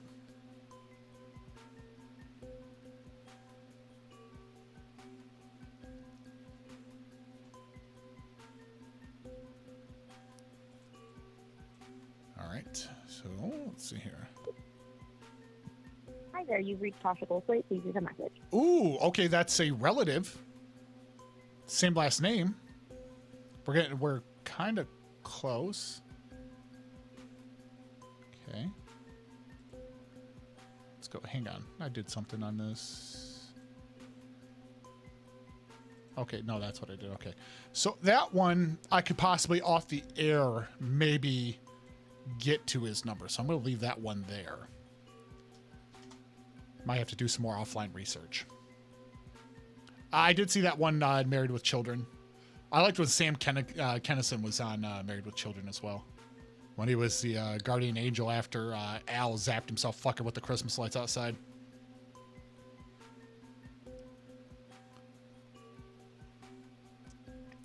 Matthew Ford has spoken to Oprah Winfrey's cousin one time. You've reached the voicemail for Ben Medina. I'll return your message as soon as I can.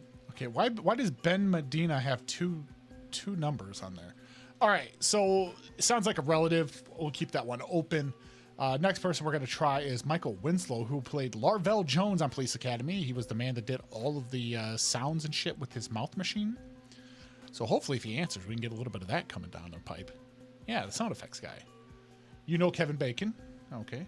Well, I probably do too, within 7 degrees. The background music grunts is royalty-free music. I can link the page. If you look it up, it's Half, Half Mystery. And it's by Kevin, Kevin, Macleod. He has his own royalty-free site. I've been playing this stuff forever. And now we're just waiting to see if Michael Winslow will pick up.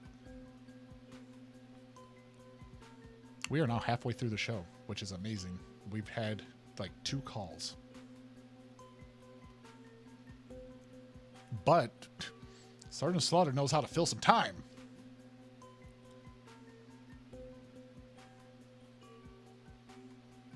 "75 minutes with Slaughter." Oh, yeah. All right, unable to reach that number. Let's go ahead and try the second number I have for him.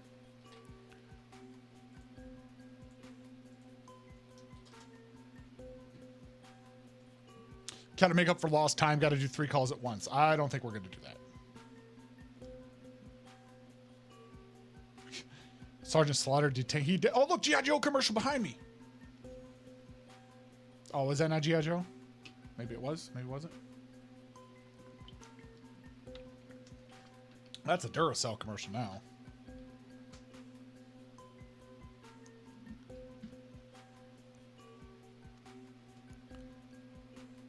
That might have been a knockoff of G.I. Joe behind me. I always hated that fucking commercial. Oh, the dumb one with the big, the big the battery in the one. back. Yeah. Yeah.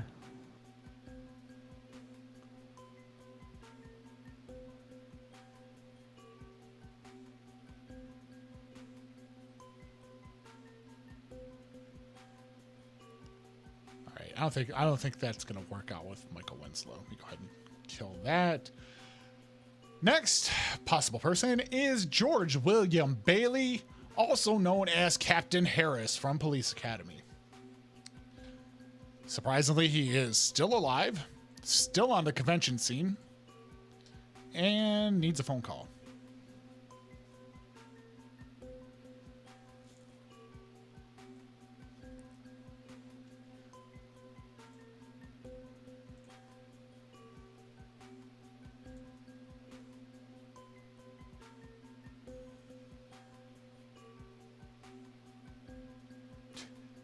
Did you have to buy the little green men? Is that what you bought?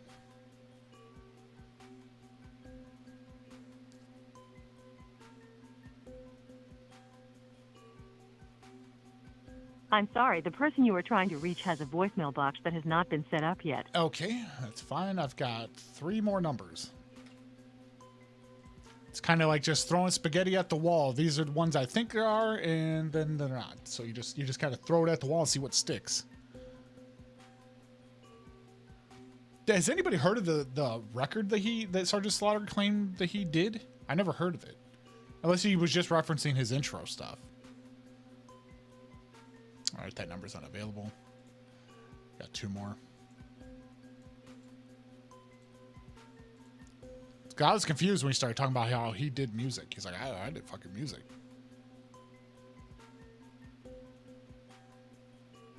That number didn't answer. That didn't answer like immediately. We might be out of luck talking to Captain Harris. All right, plug that one in. Appreciate all the 68 people that are over on the YouTube watching currently, as well as looks like we got a whole 3 over on Facebook. During the Sergeant Slaughter call, Colonel the Man became a member of the channel. The pre-show, Cheeseburger747 Super Chat $2 says this replay is powered by Vanilla Coke. I just spit all over that monitor while saying that. Vanilla Coke is not a sponsor of YouTube's. Okay, just saying. Corey Odell, like to stream over on Facebook. Chest Rockwell, which is a funny name. That was from Boogie Nights. Over on Facebook has liked the stream as well. And this number is not going to pick up. So let's go ahead and clear that. And next, Kat. Kat, are you here? Kat? Yes, hi, this is Kat. Hi, Kat. Hi. Oh, go fuck yourself. What's up? Oh, damn, that wasn't you? That wasn't you? All right. No, of course not. I'm shooting for the stars now. You ready? You ready, Kat? I'm really bad with names, but... All right. Do you know a Jared Padalecki?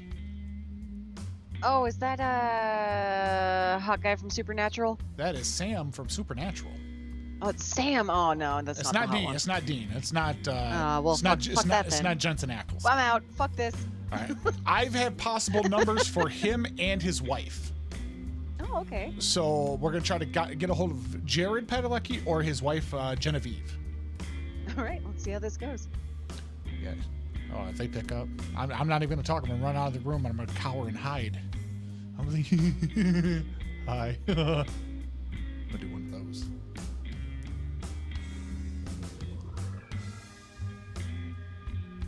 I tried to find Steve Gutenberg. I could not find him. I'm sorry, but the person you called has a voicemail box that has not been set up yet. I also tried to find Proctor. Goodbye. Could not find Proctor. Not even possibilities of them. All right, that number did not work. For the next one. That's just because, and then I found out looking through the Police Academy cast. Did you guys know Tackleberry died back in like 2001? I didn't know he was dead. Oh my god. Yeah, he was in a lot of the A-Team like TV shows. Yeah, like back in the day. I didn't know that. Yeah, I didn't know, but Tackleberry's dead. Man, I thought he would never kill Tackleberry. Man, he was so well prepared. I have all 10 episodes of Police Academy on my hard drive, man. I didn't know that. Yeah, hard drive. All right, second number for Jared Padalecki did not work. And let's try the third one, and then I got 2 possibles for his wife. Bubba Smith is dead as well. Hightower, he is dead. He passed away. No, dear Hightower.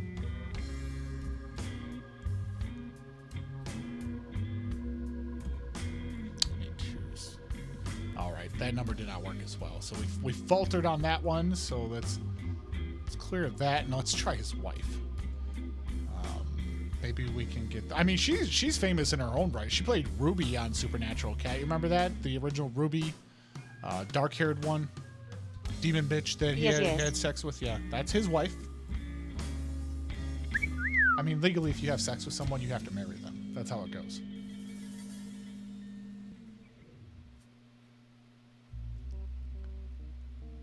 Message.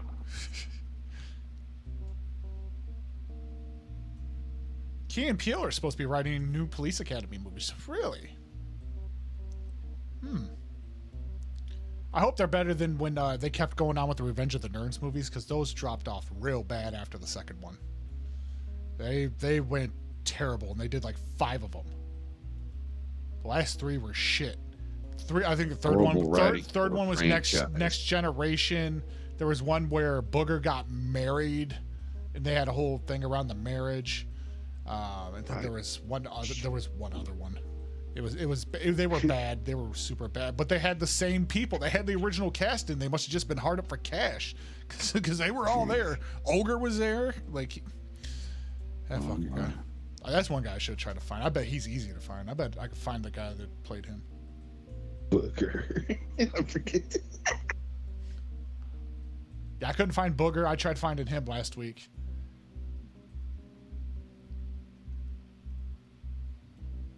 I gotta milk that goat dry.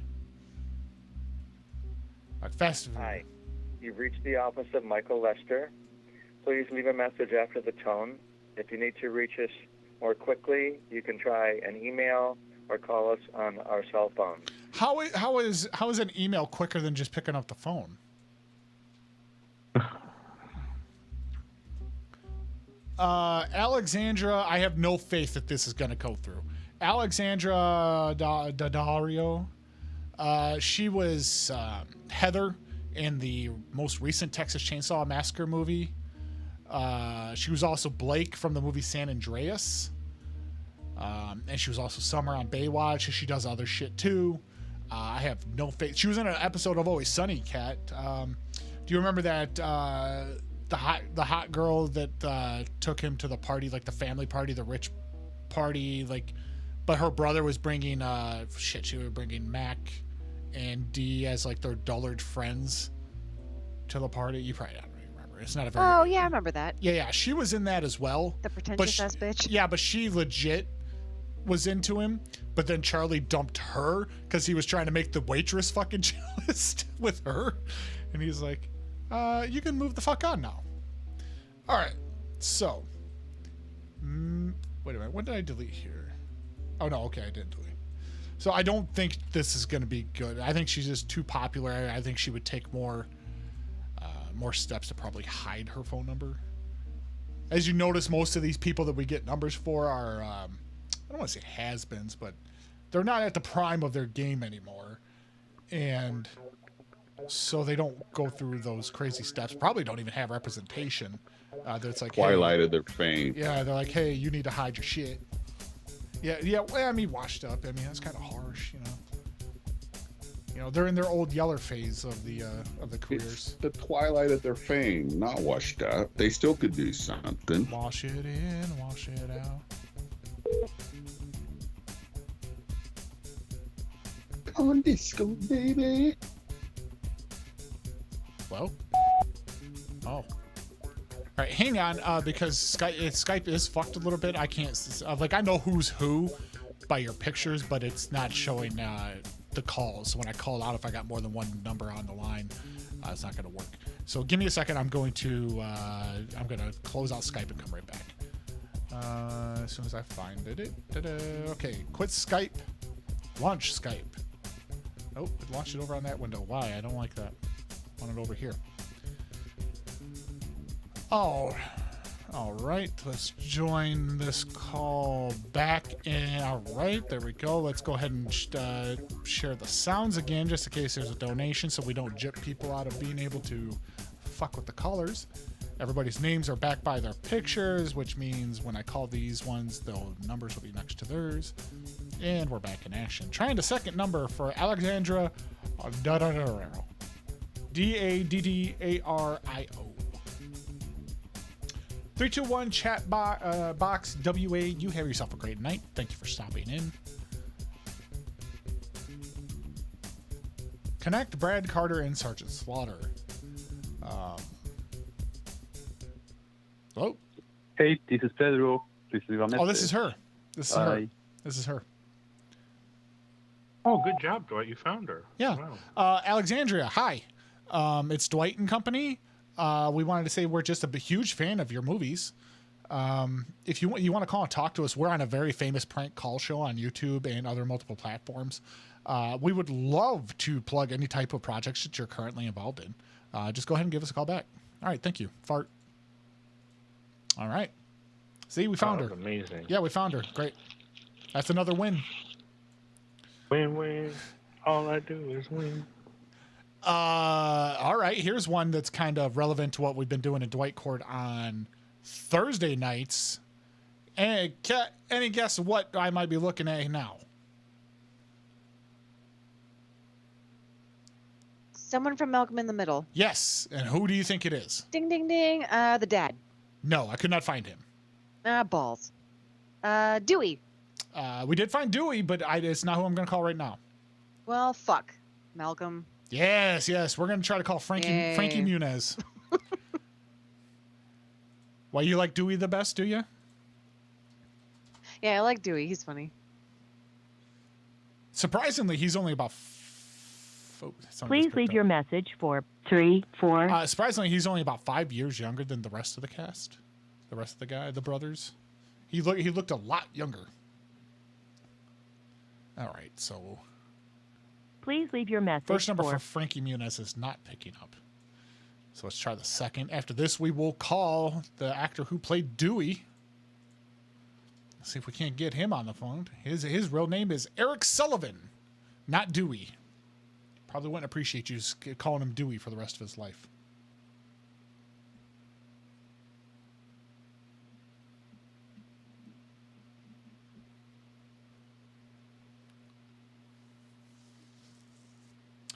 You have 45 minutes to vote over in Dwight Court for the movie tonight, which again is Mafia Survival Game, So I Married an Axe Murderer, Honey Baby, Splash, and The Signal. Currently winning is So I Married an Axe Murderer. That number just fucked up. And in second place currently is Mafia Survival Game. Actually, that's tied with pretty much all the rest of the movies. But you got 45 minutes. All right, Frankie's numbers didn't work. I still have faith in that first number, so I'm not going to delete that. Again, that might be offline research, maybe something you will find over in the Patreon at some point, patreon.com/DwightPCN. I've got some stuff I need to be uploading there possibly tomorrow. Automatic voice and message scheduling. system, 08. All right, that number did not work.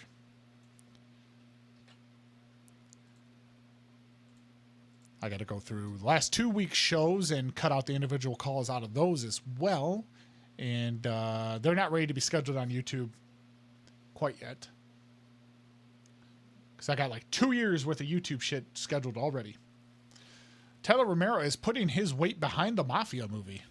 He is throwing it out there. He's throwing it hard and throwing it long. Oh, that's him. Dewey, put your recorder down. Okay. That wasn't him. All right. Delete that. Who is this? This is a guy that played Francis, the older brother on Malcolm in the Middle. Christopher Masterson, also Danny Masterson's brother from That 70s Show, who's just been sentenced to 30 years in fucking prison for the act of sexual assault. Your call has been forwarded to an automated voice messaging system. Has it? 3. All right. Let's get that out.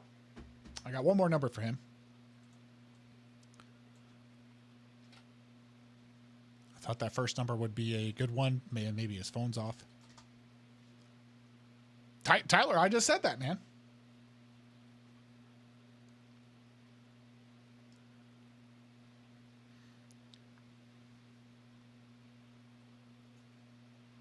We have 69 viewers. Ah! Yeah, that's what I'm saying.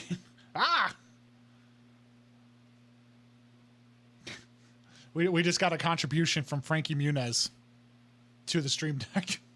Thanks, Frankie. Thanks, Frankie. You just deafened me. Got me.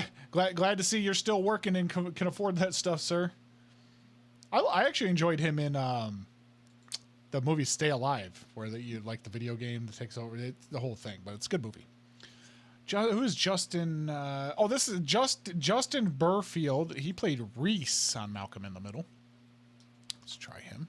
And all the people suggested on Facebook and on Patreon, if you're not hearing me call them, that means I could not find the information on them. Not that I ignored your shit. I would never ask for like suggestions and then just straight up ignore you. All right, Justin Beerfield. Apparently he's a retired actor now. He doesn't act anymore. Your call has been forwarded to an automatic voice message system, 3108. All right, let's try it one more time. He let it ring for quite some time.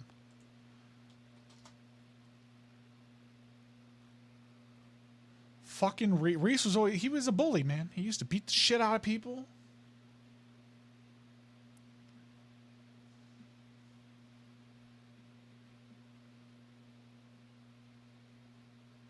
Your call has been forwarded to voicemail. The person you're trying to reach is not available. At the tone, please record your message. When you have finished recording, you may hang up. What the fuck just happened with your voicemail greeting? Yoko. That was weird. Like, that's the same number I just dialed. I didn't change numbers. Like, the voicemail thing totally changed. That's weird. All right. All right. I got 2 more numbers for him. They might be abroad, possibly.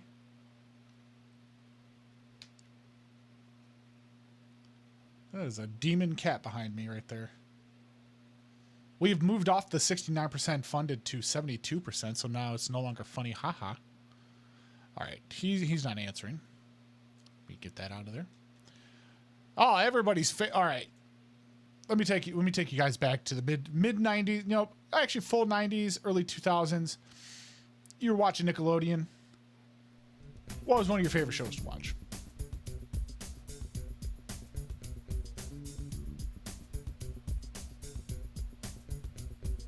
All right, good conversation, guys. Wait up. Are you afraid of the dark? I thought you wanted the audience to answer. You are part of the audience too.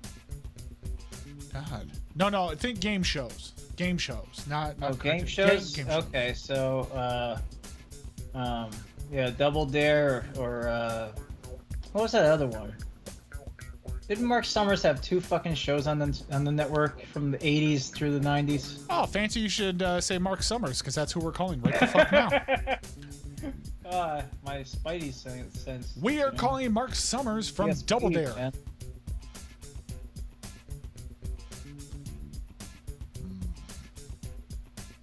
Remember they used to have that one game show where they had all the people on the panel and they had to discover what their talent or... Hello. Hi, is that Mark?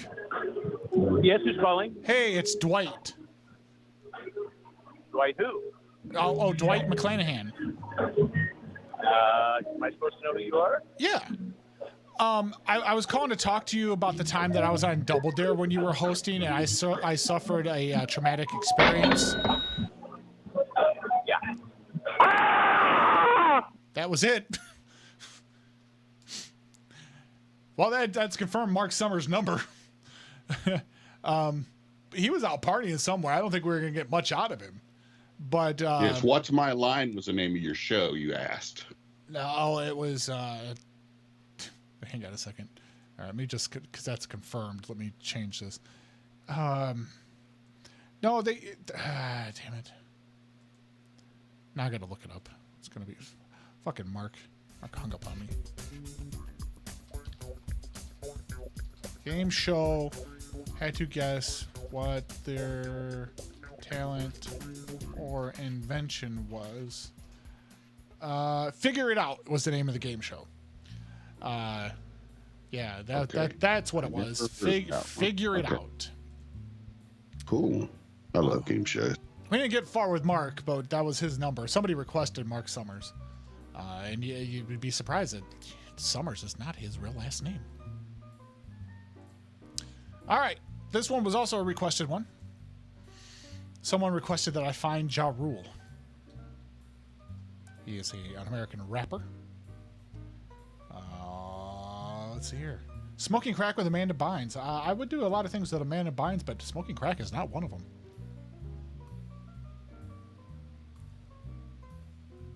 Yes, Figure It Out, yes. Yogurt Space wins. Ah! Just hit my money, damn it.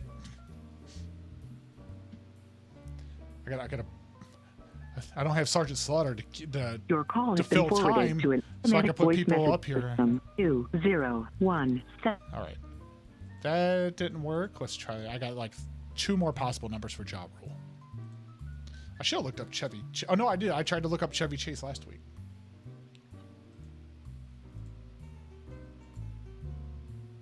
Properties. Hang on.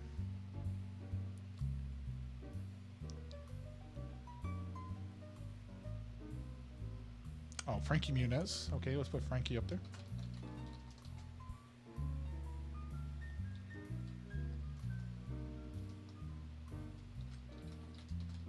Phone is dialing. I'm not wasting time. I'm not stalling. Like somebody we know. Danny Masterson. Do I got to really put Danny Masterson up here though? Damn it.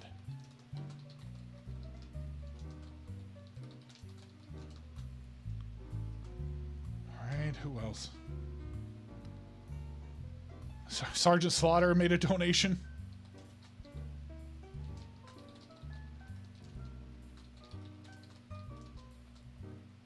Alright, that should get us to the current list. I might have to shrink this down a little bit.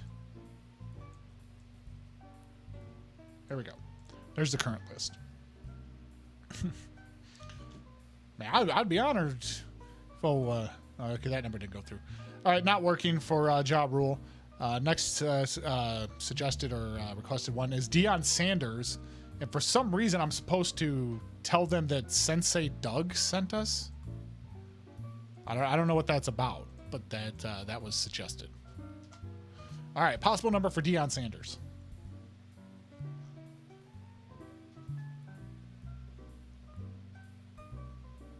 Hey, Bulldog Tommy, how you doing? Them dogs gonna lose this year, Bulldog Tommy. This is the year.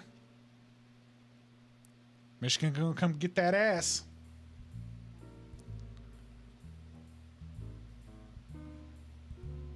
All right, come on. Come on, Deion Sanders.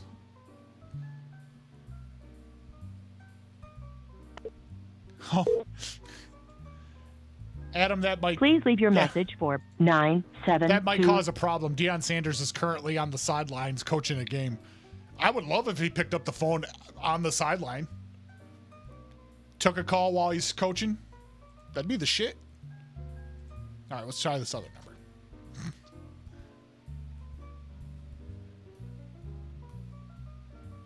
Oh, he's coaching an ass-to-mouth game. All right, that second number is invalid. We'll take a look at that other number at another time when he's not coaching. All right, so that concludes the celebrity numbers. We're only 2 hours into the show, and now we're going to start the regular numbers. So, dude, this is a bonus show, man. Thank you, Sergeant Slaughter. Yeah. All right, so we're going to call Joseph here. What's his problem? He wants to sue Comcast because he's been having bad customer service for 3 months. Is this your first time with Comcast, sir? You get 3 months of shitty service, so now you're suing the company? Get the fuck out of here. We're going to take care of that. Bulldog Tommy says hello to Milkman. Oh, howdy, Bulldog Tommy. Please leave your message for 678. All right, we'll try one more again. If he doesn't answer on this go around, we'll do it on the PBX.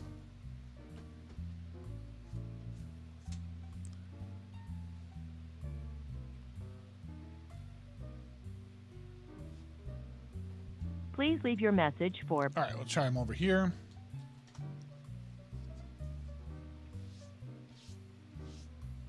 I'm not saying their customer service doesn't suck. I'm just saying I can improve it.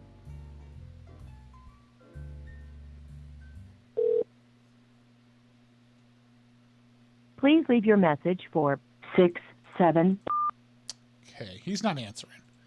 So we're going to try Lynn instead. Let me turn the music back on. Lynn. So Lynn had a whole story. The short and sweet of it is she found... I don't know, she was lightheaded or something, went outside, found one of those mobility carts. There was some clothes, merchandise in it. She rode the cart back in, went to the front counter. So, like, hey, I found this outside. And she's like, hey, can I have some change? I need to get, a drink from the vending machine. I'm not feeling well. I'm gonna pass out. They said, fuck you. We don't give change. So she was like, well, can I just have a bottle of water then? Cause I'm going to pass out. And they were like, absolutely fucking not. And then she was like, oh, and she wandered her ass over there and saw that the machine took debit cards. So she paid with a debit card and she got her drink and now she's mad about it. And I'm going to try to cure her madness. Seems like she may just be overreacting, but we'll see. Ben showed calls next. I try not to do the Benjo calls unless we're absolutely out of every other option. Because sometimes those can be a bit much. But I'm not opposed to throwing a few of those in towards the end. So we're trying to get a hold of Lynn real quick here.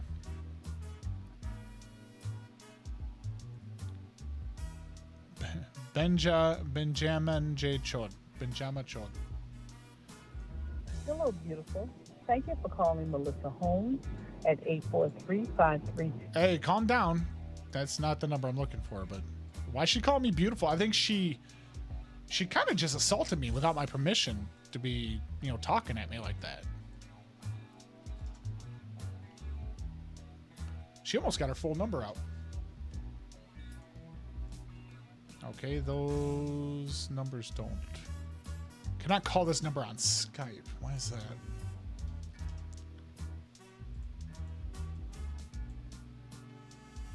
Is it just because it's a bad number? Yeah, it just doesn't go anywhere. All right, get rid of that, and let's hope that this last number I have for her is the right one. Because it was quite the tale. I'm sure she wants to tell everybody.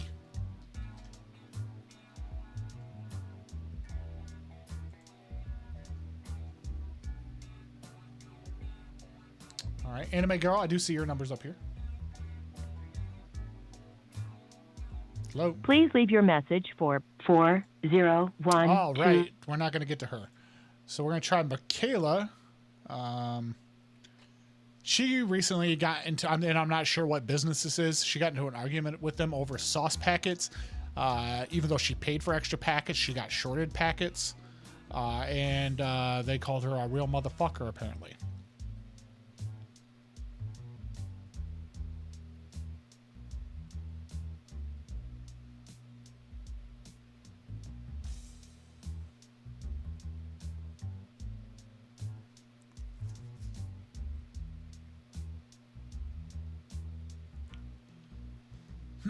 Excuse me.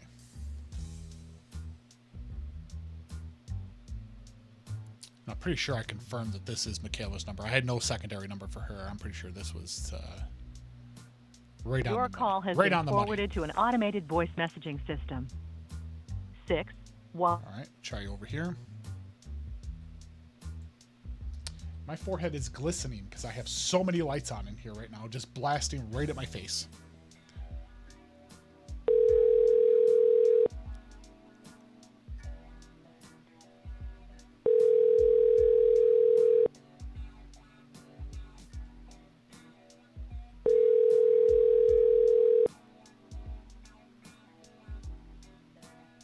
All right, Nightbot, you need to settle down a little bit there.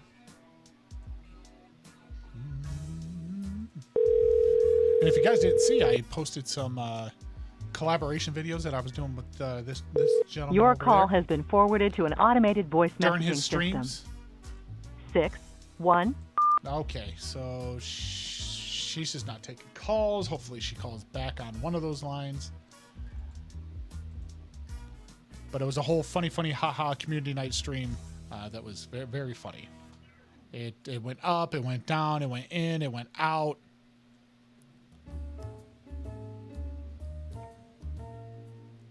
We're gonna try Gary now. His Comcast has been out for hours and hours. Pretty much all the information I have. Yes, it was Tyler with a wig the whole time.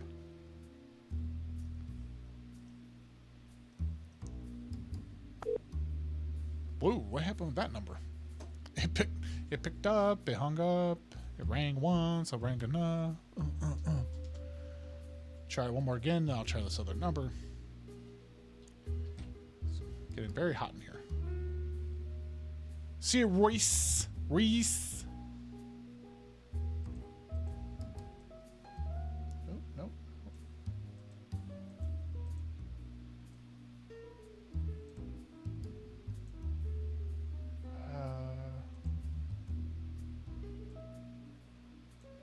There we go.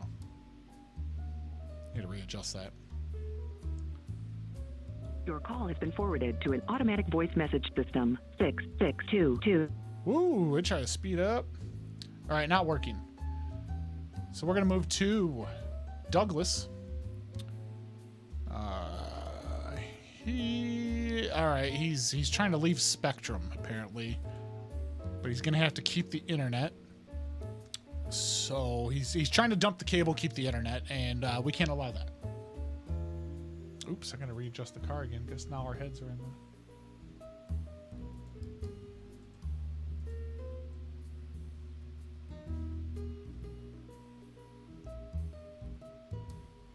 Hi, this is the answering machine of Jill Lundquist and Doug Bod. Please leave a message. Hello, Doug. Hello, please. Calling from Spectrum about your issues. Hello, Doug. Doug. Hello, Doug. Doug. Doug. Doug. Doug. Doug. Doug. Doug.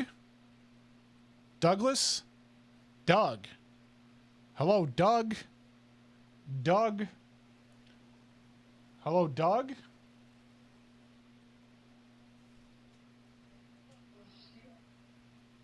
Oh, Bill. Oh, God, no. No, Bill. Oh, God, Bill. Oh, sweetheart. Oh. Oh, you feel so good. Oh. Oh.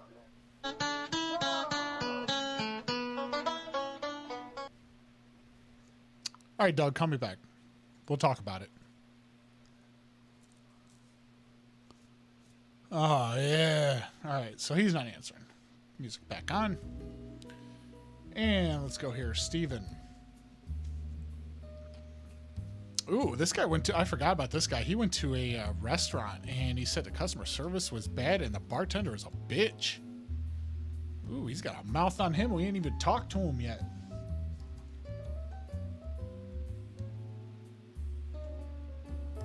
Hello? Hello? Hello? Hello? Yeah, I was trying to reach Steven. Yeah. Calling from... Not close, but... Oh, I was calling from over here at Farley's. Doesn't mean I know it. Okay, so you're not Steven? You didn't call my bartender a bitch on social media? No. Well, who's you is then? My name's Isaiah. Isaiah? Where's the number? Nah. You sound white. You sound white.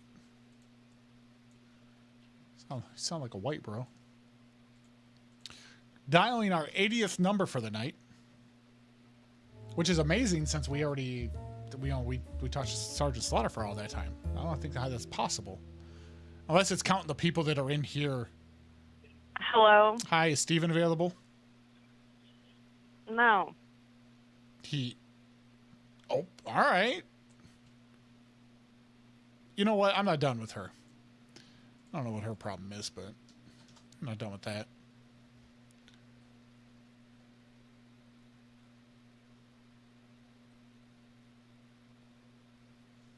Hello? Hi, do you want to apologize for that little attitude that you just had with me? This is Steven. I know, I don't know what but you could have said no, Steven's not available. Instead, you had your little menstrual fit, and then you said no to me like that. Who the hell is this? My name is Dwight. I work down here at Farley's. I'm the manager, and I'm trying to reach Steven about his little attitude problem that he had on social media, calling my bartender a bitch. I live in Texas. I don't know a person named Steven. I am not related to that situation at all. Okay, are you sure? Because you sound like you could have been involved. I literally live in Texas. I have no clue who Steven is. This is a Los Angeles number. It's my cell phone. It's my cell phone. I moved here into Texas from LA. I'm not at a bar. I have nothing to do with it. Do you come down to Farley's at all? You ever been to our restaurant? No. How'd you know it was a bar? You just said it was a bar. No, I said it was a restaurant. You said it was a bar. So, ma'am, let's cut the shit, and why don't you just tell... Damn, she hung up right as I was going to get to the meat and potatoes of it. God damn it. All right, fine. We'll try this third number, see if this is Steven.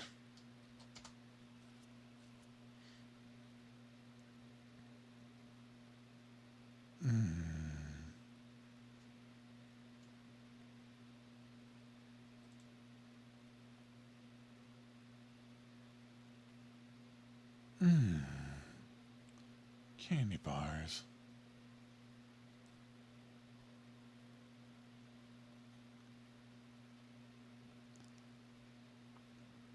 Hey, this is Tawanda. Tawanda? I'll get to you as soon as I can. Thank you. At the tone, leave her a please message. record your message. I want her to call back. When you have finished recording, you may hang up or press 1 for more options. Tawanda, listen. I found it. Call me back.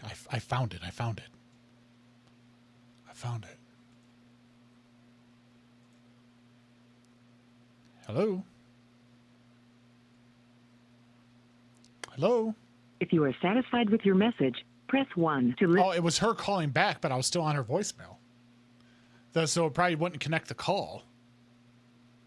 That's what it was. It wasn't going to put two of the same numbers in the chat at the same time. That's the problem. Damn it. I mean, I could try calling her back again real quick. Fucking Tawanda. You have 20... Or wait, no.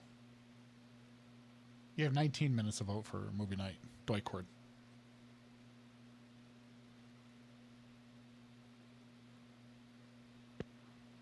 Hello? Hey, is that Tawanda? Yeah. Hey, listen, I found it. Found what? I found it. Like, listen, I'm going to put it on your front porch, but you got to find out what you're going to do with it, because I don't want nothing to do with the disposal. What is it? Listen. Just stay away from the front porch for like the next 15, 20 minutes. I'm going to put it on the front porch, and then whatever you do with it after, that's fine with me. I'm already in bed. Oh, good. And I see I hear you're short a 9-volt battery too. I'm just going to put it on the front porch. Okay. All right. You can go get it whenever you're ready. No hurry, but I wouldn't let somebody else see it. You're making no sense. Okay. That's fine. Like, I'm trying to use code. I don't, cause people are listening on these phone lines, these cellular phones, the signals. But listen, I'm going to put it on the front doorstep, and I'm going to leave, and then you do the next step. You get rid of it. Get rid of what? I'm just gonna say it. Okay. What is it? It's it. I'm just saying, don't let nobody else see it. Don't Okay, be. what if I Just call listen. Blake? Don't be dumb. Don't go put it into a trash can where the garbage man is gonna find it. She hung up. What about I go to sleep? Yeah, she's gonna die in a fire. You hear that smoke detector battery? There was 2 chirps within the 30 seconds we were on the phone. Like that's dire. That's been on at least 6 months. Beep.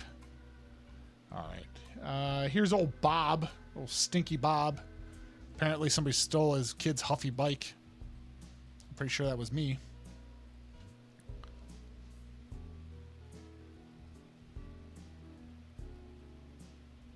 Hey, Caleb. I hope that double at the work is going by faster for you. Sitting here watching this bullshit.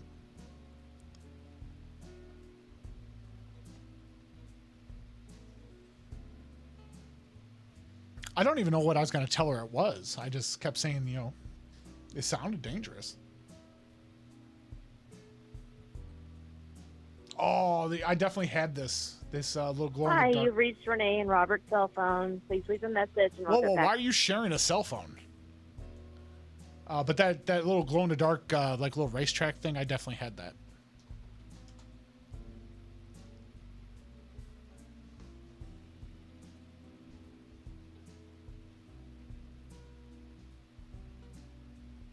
Dude, I had the Eldon 500. I think like 164th slot car. I'll show you my slot. Hey, baby. Want to see this slot? Move over just a little more to the left there, sweetie. Yeah, come on, honey. Hi, you've reached Renee and Robert's cell phone. Please leave a message and I'll get back to you as soon as possible. All right, Thank fine. you. I'll leave a fucking message. God, I can't believe they forced me to do this. At the tone, please record your message. When you've finished recording, you may hang up or press 1 for more options. To leave a callback number, press 5. No. Hey, Bob, or Robert, I'm sorry, I didn't mean to get so familiar with you. Listen, information about the blue Huffy bike, I guess whenever you get a chance, give me a call. We'll talk about it. All right, bye. Get your fingers out of there. That's not what we're going to talk about. I just got to remember when a 505 area comes back, it's Bob. But we should be talking about it. Elder abuse is a real thing. It is. It's not done as much as it should be, is what we're trying to say. Please leave your message for 31. That phone's off. I got a listing here somewhere. Oh, they're renting their living room for like $65 a day. Right, I'm only 87. They're like, you're gonna sleep on the couch. You can use the bathroom. You can cook in the kitchen, but that's it. Got poop in the bucket too. Got poop in the butt? In the bucket. Bob was definitely liking pics of other girls on Facebook. He probably had a. He definitely had a alt account. Hello. Hello. I'm calling about the room 725. Correct. Oh, great. Still available is what I'm inquiring about. Still available. We're taking applications. How many people did you want it for? Just myself. I don't have any. I don't have any kids. I don't have any pets. No girlfriend to speak of. You know, I'm just kind of a lone wolf looking for a place to lay his head. Okay. Are you familiar with El Sereno area? Yeah, I am actually. Oh, perfect. Okay. Where are you living now currently? Currently, I'm in between places to stay. I'm just kind of bouncing around from different friends' places onto their couches and whatnot. They have an issue with my my offender criminal activity of the computer variety. I did a lot of hacking that I actually went to jail for. Nothing physical or anything like that. Sorry, excuse me. I'm on the toilet right now and I have hemorrhoids. But I didn't have any. I don't have any issues like I said, from a physical variety. I was actually convicted of hacking, and I'm just looking for a new location with a fresh IP address that I'm able to use. You have Wi-Fi, correct? We do. Yes. Okay, great. Because I had to move from my last. What is your name? My name's Dwight. Dwight. And I moved from my last location. You might have heard about the MGM was recently hacked. I got to leave that IP behind. I need a new one. So just looking for a new place. I see. Yeah. Okay. All right. Then let's see. So I'll tell you a little bit about the space. It's 4 bedrooms, 1 person per bedroom. We have 2 males and a female there. So I just want to make sure I understand.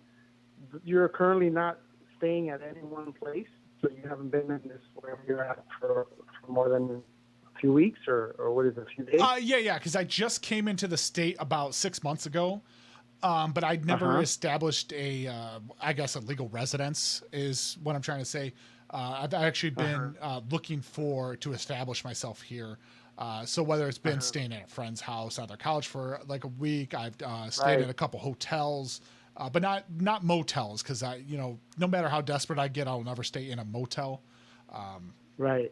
Yeah, I don't want outside entrances. I don't want people looking at me and stuff like that. I always have to have a private indoor entrance. Right. Yeah. Okay. All right, Dwight. You know what? Like I said, I'm taking applications right now. I'm actually trying to finalize one of those. Give me a call, or I can call you back if it doesn't finalize. Yeah, that's this fine. Week. It should be. Go ahead. Yeah, no, this is a great number for you to get back at me. Okay. Let me ask you: do you have the internet? Is that DSL cable? Do you have phone lines in the house? It's just Spectrum. That's all. Just regular. Basic no. cable. I'm fine. I was never diagnosed on anything. I'm not on the Spectrum. Oh no. I'm saying that's our internet provider, Spectrum. Oh. Okay. All right. Okay. Yeah. I didn't know there was anything out there other than AT&T and Xfinity. Oh yeah, no. Out here it's Spectrum. Question: How do you know the El Sereno area if you're coming from out of state? Well, I have more of a transit. I like to see the areas that I'm actually considering settling down. So I've actually been exploring a little bit of the area. Oh, I see. Yeah, I have a bike. I've got one of these electric bikes, which I mean they're fantastic, except when you don't have an opportunity to plug in. I've actually tried to plug in down at the bus station a few times, a little bus depot, right? And they don't look upon that too friendly. To tell you, they don't like that, yeah. Yeah, I'm just like, hey, why? Right. And I thought it was kind of like a friendly biking area. I just didn't get it. It's not right. It is. Yeah, you know what I'm saying? I'm like, oh my God, like that. Yeah. So let's do that, Dwight. Let me see. Like I said, I'm close to finalizing one of those applications. If it doesn't go through, then I'll reach out to you probably sometime next week. Okay. Is there like a specific time frame that you're looking for the finalization process? That way, if I don't hear from you, I'll know. I'll be like, it must have went through. Yeah. Well, if you don't hear from me by Monday or Tuesday, then that means that it probably went through. Okay. And can I ask you, does Spectrum throttle you at night by any chance when you're trying to? What does that mean? Throttle you? They slow down your internet? I mean, it can be slowed down depending on what people are doing on it. Ours is very basic, so if you have somebody who's downloading or streaming, that can definitely slow you down. Right, and I understand that, but sometimes the companies will throttle you on their own. I'm just wondering because I do have a bank of 35 computers that I will be bringing with me. Oh yeah, no, we definitely would not be able to accommodate that. Well, I'm not going to bring a bed or anything. It's going to be fine. What is the electric bill split? Is that a even split? No, well the rent includes utilities, so you wouldn't have to worry about that. Great. What about water as well? Yeah, utilities including water, gas, the trash, all that. Well, I plug in my computers and I mine Bitcoin all day. So those will be running at full capacity all day. And then I also go and recycle plastic containers. And then with water, and then I go to sporting events and I fill them up and I sell them. Oh, I see. Yeah. Okay. All right. Okay, Dwight, so let's do that. Again, if you don't hear back from me either Monday or Tuesday, that means that application went through. Okay. Because I talked to Mr. Clay, and he said if I don't get off his couch soon, that he's going to sick his cat Callie on me. Oh yeah, no, you don't want that. So yeah, I don't want that at all. Right, yeah. No, I'm finalizing this one, so it's looking good. But did you do the application online at all? No. Okay, it's not online. Yeah, I was just wondering. I was just wondering if it was possible if I could go online and hack the application and change the information around to my information, then I would have a place to stay. Well, yeah, no, sorry, Dwight, can't help you there. But yeah, I mean, that's what we'll do. And good luck to you. If you don't hear back from me, good luck to you. All right. I have a good feeling though that I will hear back from you. Okay. I'm gonna go online. I'm gonna do some hacking and get this person fired from their job, and I'm gonna improve my odds a little bit. Anything to get ahead. Yeah, let's not do that. Just to let you know, they're fired. Okay, so that job's not valid anymore. Just to let you know. All right, good to know. But thanks for calling, Dwight. You have a good night. No problem. I'm the A1 plus number tenant. There you go. Okay. All right. All right. Have a good night. All right. Have a good one. Bye-bye. Bye. Thanks. You too. Bye. Such a bullshit ass call. Yeah. That's a silly. It really was. And I was getting inspiration from RBCP's YouTube the other day when he was at the hotel. He was pulling phone wires out of the fucking walls. And that was MST3 Clay coming through with the donation towards the stream Deek during the machine there. What really surprised me was when I was in that other screen, it didn't do the cha-ching shit, so it came out without a warning. So it caught me by surprise. I was like, oh my God. It's all my shit. I don't know why I was talking really fucking fast with him, but I was. When that screen comes, tell him I got Tourette's. I got the turrets. All right, these are the rent the living room guys. I really wish Bob would call back about that bike, because I found he was like, oh, it's by this street and this street. It was taken. I found his address, so I could at least name the street to lend more credibility to it. I would not drop the numbers. I would just play dumb and be like, oh, I don't know the numbers. I was just passing through. I was drunk. Something like that. You're able Your to call has you're able been to let him forwarded know to an automated voice message. that you know where you got the bike from, but not enough for other people to be able to look him up. All right, this is the end of my list of numbers on this one right here. Got to call Gil, but after that, I guess it's a free for all for the last 35 minutes. I know they want some Indian calls. Let's see here. Let's see if Gil. Hi, this is Gil Abrams. Please Hey. leave a name, number, a brief message, and I'll get. Call you back, Gil. I should have documented what I was calling Gil about. I'm pretty sure it's about a room to rent.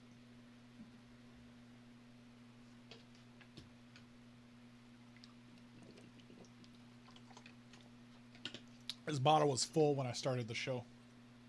See that? It's down to about I'd say about a third left. Hi, this is Gil Abrams. Hey, Please Gil. leave a name, number, and a brief That's message, a lot of and I'll green get back tea to you there, as soon as possible. Wow, that's water. Thank you. That's a lot of water. At the tone, please record your message. When you have finished recording, you may hang up or press 1 for more options. Hey, Gil, you stupid little goldfish. I'm gonna let you out of this jar and I'm gonna put you into the pitcher, okay? Down here at the little yard thing, the little shoppy. Bob will be back for you accordingly. He didn't mean to leave you in there, and if you scream, you're gonna be in trouble. All right, you'll like swimming. You'll like living out in the Lake Winnipesaukee. All right, the Winnipesaukee Diner. Okay, bye. Yes, Axe, but what would you like to call? I don't know. Whatever you want. It's totally. Well, I've got Craigslist up. I have other things up. I'm ready to dial. I can do. Well, Tradio's probably been butchered for the week, so I'll probably leave that alone. Yeah, I kind of did something there. It's kind of funny that's going around. They're like, oh, fucking prank calling off a trade. They no. I wonder if they're on the radio actually announcing that, like, if you get a weird call, ignore it. Yeah. But I can look up anything. Just whatever you're feeling. Oh, let's call a senior care facility. Senior care. Okay. All right. Yeah. Give me just a moment. Something might happen. Bring that up. Let's see. Open now. Let's find something to open.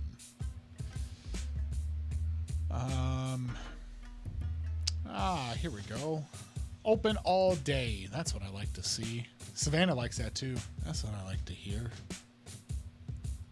Oh, I guess this page doesn't shift like it does with food. You have to shake the computer monitor and make it go. Bring my bank of 35 monitors in. Oh. Thank you for calling Brightview Senior Living. This call may be monitored or recorded for quality assurance purposes. Okay, I'll change areas. I'll just do this call. To learn more about living at our community, RSVP to an event, or to speak with our sales and marketing team, please press 1. For all other calls, please press 2 to be connected with our concierge.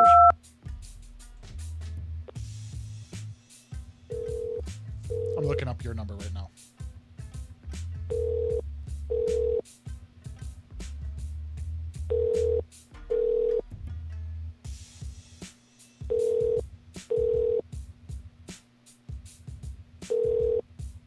Welcome to the message center. Please enter a mailbox number or wait.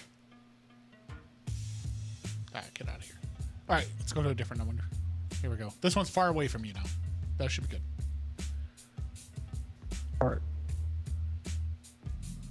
I know where that is.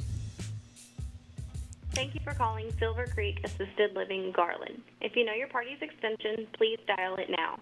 For all other calls, please press 0. You are being transferred to the operator.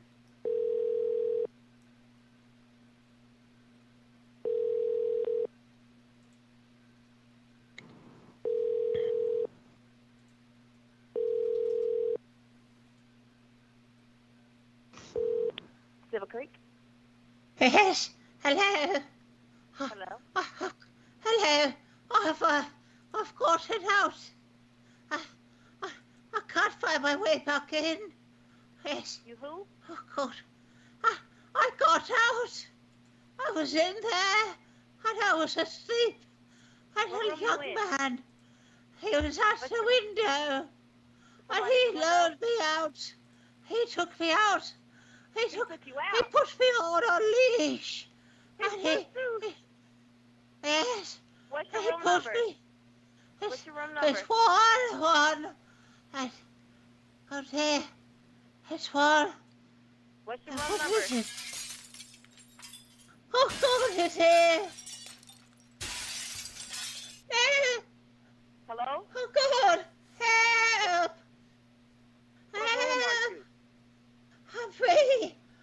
I smell the autumn air. Oh, God, yes. I see the stars. Hello? Yes. Yes, hello. Yes. Oh, What's God. your room number? Yes. Oh, God, yes. Yes, and the birds. And the world has come alive. Yes.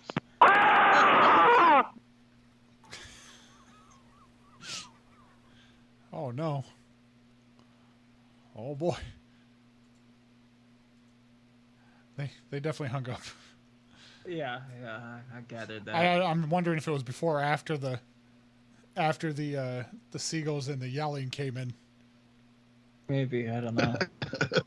We lost the patient. Poor Miriam. Let's see who that one was. They were trying to get the scream in with the with the shenanigans. Let's go look. This one was. I'm assuming it's a swear word because it's blanked out. I think it just says fuck. I mean, I'll put your name as fuck. Fuck or shit. Which one? I don't know who did it, so I can't give you proper shit. All right. I'm gonna put your name as shit. Oh, it was Colonel. Okay. I was gonna put your name as shit.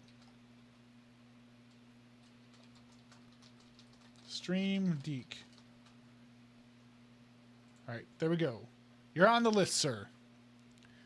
All right. Do you want to call them back, or you want a different one? Oh, I'm still here. Wow. Okay, I'll take another one. Sure. All right. Yeah, as I sip on a totally off vaporizer. That makes sense. I've been sitting here. It's been off the whole time. I had no idea. Oh, I got a nice volcano. That's it. It's cold. I have no idea. It's perfectly fine. All right, we're dialing. All right. Let's see if Miriam's still here. Miriam, get on the phone. Here, take it. Take it. Yes.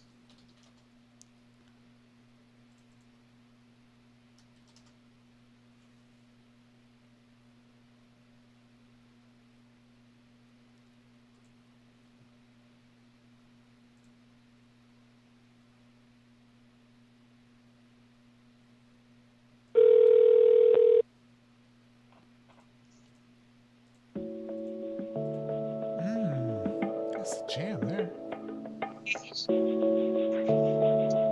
You're having a good night with the stars. Everybody jamming, looking sister pie. All the communities, how can I help you? Yes, hello. I've got it out. And there was a man here, and he lured me to the window, and he said he had a puppy dog that he wanted me to see. So I asked him to bring it round in here, and he said, no, you have to come out. So I followed him out. Who is it? Yes. Who is This this? Miriam. It's Miriam, dear. Yes. And I told him, I can't come outside. They've got me. Calm down. I can't. Give me. Yes, but he's got me handcuffed now to the exhaust of his car, you see. And he wanted to lose things. Lose terrible things to me. Oh, God. Who? Yes. Where are Oh, you? God. I'm out here. In the traffic. Yes. And What are you I'm doing free. in the traffic? I'm free. Where do you live? Yes. Where do you live? I live here. I'm falling Where do you free. live? Here. Oh my God. Yes. Oh, God. Where are you? I'm outside. And there's men. And they're wearing gloves. And they've got me inside of a bag. Yes. Where are you? Oh, that's the train What's your name? here. Oh, God. Where are you? Hello? Hello? Oh. Where are you? I'm outside.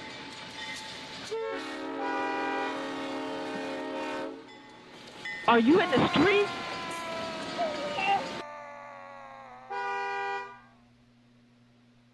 Yes. Hello? Where are Yes. you? I'm outside. And I'm What in the town street. are you in? What town are you in? Oh, God. They're staring me up here. I see the stars, but I can't read them. Why can't I read the stars? And I feel the breeze in my hair. And I just don't care. I'm a virgin in the night. Oh, God. What's this then? It's water. Yes. Why am I so moist? Yes. I'm very wet on my back. Someone's poured quite a bit of water on my backside. Yes. It's been years since... She has hung up. She was very fucking confused about what was going on there. Axpo was confused by what was going on there. We're just everywhere. You were everywhere. The birds. Just to inform people, So I Married an Axe Murderer did win movie night. It was tied with The Signal. Oh no, it wasn't. I'm sorry. So I Married an Axe Murderer won straight up. Oh my God. Oh. I'm outside. Miriam's breaking out of places. Let's see here. I'm an escape artist. I used to be known as the Houdini of old ladies. I was the Houdini of the West, but with tits. Don't mind my saggers now. She's ageless. That's the whole point. She can be anywhere at any time, at any point in history. She's a fucking. With saggers. All right, we're gonna try another one here. Wingless, I saw your message. Yeah, we could try a hotel and do the Ouija board stuff as well. Link CC Young. The receptionist has stepped away for the moment, but you can leave a message after the tone. That's not what I want to do. I want to talk to somebody. That's not how this works. All right, let's try this one. I don't know. Close the Craigslist. We're probably not gonna do that too much longer. All right, here we go. A bump on my fucking shoulder. A mosquito got me, and it's fucking irritating.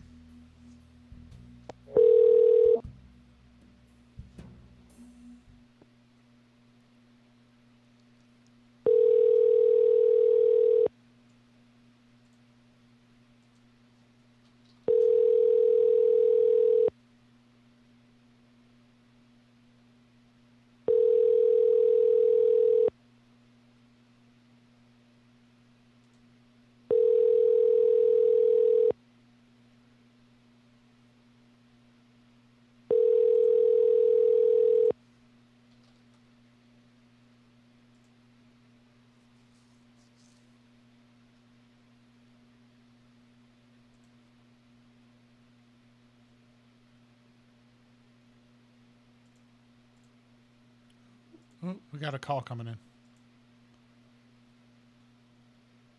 Hello? Yeah, this is Gil. You left me an interesting voicemail message. Who's this? Hey, it's Dwight. How you doing there, you little fish? Dwayne, good. How are you? Not bad. Calling about the room you got to rent. Oh. Well, that was a strange message that you left for me. I just finished watching. Available. I just finished watching What About Bob, and the fish's name was Gil that he had. Oh. That was really, really strange. Well, Dwayne. I tried to set like, myself, separate from everybody else that might be trying to rent the room. I'm not the same old renter. I'm kind of unique. I'm kind of quirky. Gotcha. Well, it is available. I can tell you the other room. I just rented the other room, and the gentleman is actually moved in today, and he's moving in the balance of today. So he also took half the garage. So the other room is still available, and we can certainly talk and meet. And if you want to take a look at it, that would be great. Yeah, that'd be fun. When could I meet up with you and peruse around a little bit? Sure. I'm. Let's see. How about sometime tomorrow morning? Are you available tomorrow morning? I'm gonna need like 3 days because I'm high on ketamine right now. You're high on ketamine? Yeah, and it takes a little bit for it to wear off. I don't feel safe driving while on ketamine. Well, I gotta tell you, Dwayne, I've never heard of someone being high on ketamine before. What is that? It's this isn't human grade. It's super strong, and I'm actually currently stuck in what's referred to as a K-hole. It's a veterinarian drug. It's meant for sedation, for like animals that are about to receive surgery. So I took some because I actually hurt my back the other day. I'm actually involved in this ring right now where I go out and I commit insurance fraud with cars. I drive people's cars and I let people rear end me, and then I fake injuries for money. Okay, well, Dwayne, I appreciate the phone call because it is quite funny, but no, I'm not going to rent my room to you. I'm sorry, man. You're too wild for me, man. I don't bring ketamine into the house. It's strictly an outside thing. Dwayne, I appreciate it. I think you got a great sense of humor, but yeah, that's too wild for me, man. Do you have a car? Yeah. Anyways, hey, listen, Dwayne, you have a good night. I appreciate your humor, but you have a good night. All right, Take care. Have a good one. Bye, Gil. That's funny. Let's see, where was it? Oh, this is where I was hitting the button. Come on, hitting the button for the music. We're like $19 away from the Stream Deck. I was doing the calculations while I was talking to Gil. It's like 19 and some change. We're under 20. Let's see here. Oh, this one's got a real shitty rating. I bet they'll be real helpful. This show cannot end quick enough. I have to pee really bad. I can feel the bladder backing up going, we're at 50% capacity. You're going to be fucked. What does the bladder hold? 32 ounces? So what about now?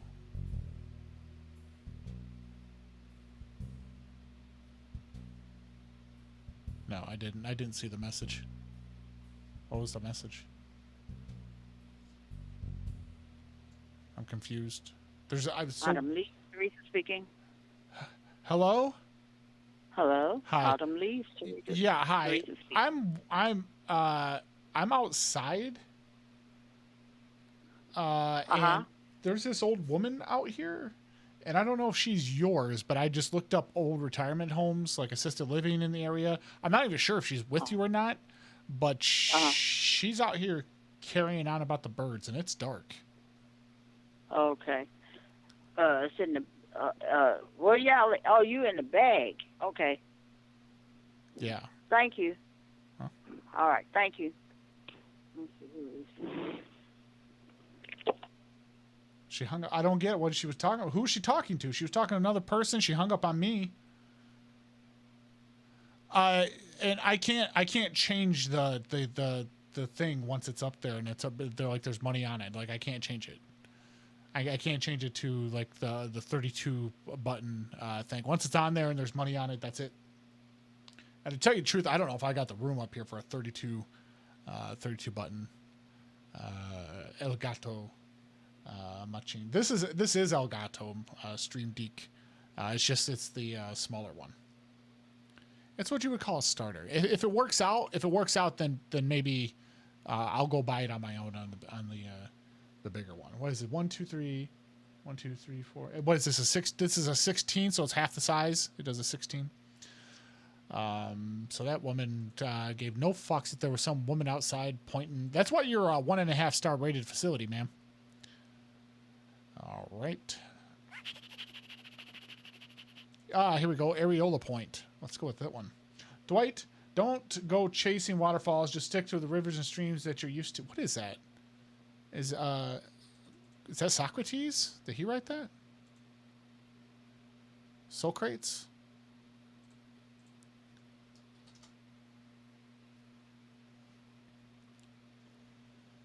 Thank you for calling Areola Point. Areola Point. For quality control assurance, this call may be recorded. Kat, have you ever had an If you would Areola like Point? information about living in our community for yourself or someone you know, please press 1. For all other calls, please press 2. Thank you and have a great day. I pressed 2 in your ear.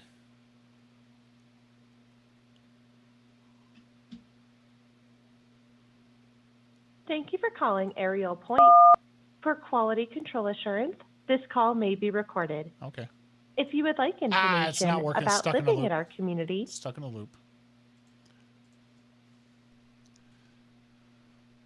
All right. Let's find another one. TLC stole that from Socrates. Yeah, that's what I'm thinking. Oops. And I see Hyphonics totally fucked everyone. He said tonight was a community stream night, and he's over there doing titty baiting. Wonder what his reasoning was behind that. And not that I'm mad. I mean, I can't participate tonight anyway, but... Yeah, watch out for Left Eye. Left Eye will burn your motherfucking house down. She's dead now, but she did that shit.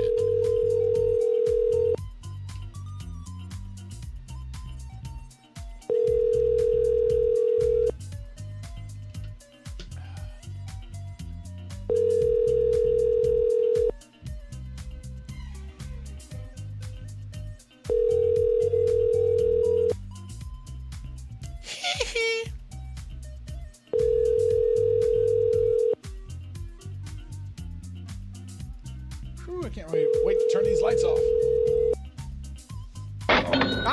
Ah! Yell at me. I gotta go read that. What was it? Who was it? From Cheeseburgers. Cheeseburgers. All right, hang on. Let me hang up on this. I'm gonna do Cheeseburgers message with the music. Raid Shadow Legends. Raid Shadow Legends is an immersive online experience with everything you'd expect from a brand new RPG title. It's got an amazing storyline, amazing 3D graphics, giant boss fights, PvP battles, and hundreds never before seen champions to collect and customize. I never expected to get this. And it cut off his message. He cut it off. Nah. Stopped never to get this, I'm guessing, level of, I don't know what it meant. But what it does mean is we are now down to like $16 ready for the stream deck. So I'm gonna go and put Cheeseburgers up here. Let's go to the throne. Damn, I'm gonna have to shrink this up a little bit. Ah! God damn it, see? Why is it not doing it over here? Over here, it doesn't even warn you it's coming. Cheeseburgers in paradise. Oh, doesn't even warn you on this one.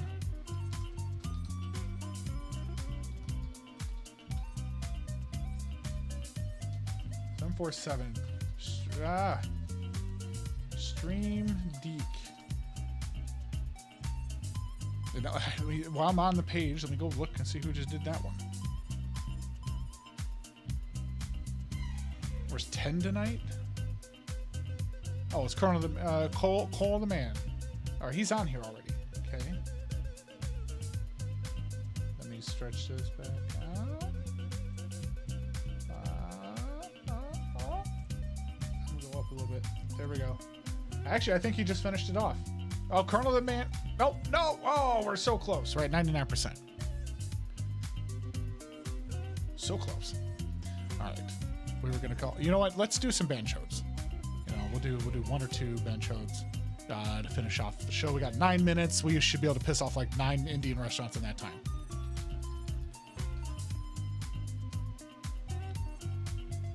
I think that's what the smiley face was that he put on there. He knew what he was doing. He was pulling up short. He's pulling up short on purpose. But that's all right. I forgive you. You mother. Yeah, he did. See, he did do it on purpose. This motherfucker. All right. I'm gonna call this. I'm gonna take the rage that Colonel the Man just instilled upon me. I'm gonna take it out in this restaurant. I'm gonna channel my inner Sergeant Slaughter, and we're gonna like that. All right. Kat, did you get So I Married an Axe Murderer ready? Because that's what we're watching. Yep, I have it pulled up. Okay, good. Okay, great. Mike Myers. I was watching Fools Rush In earlier with Salma Hayek and Matthew Perry. He knocked her up, got her pregnant the first night. What it should have been is Fools Don't Wear Condoms. Then you get married and you have a child, and then you have regret and contempt for your partner.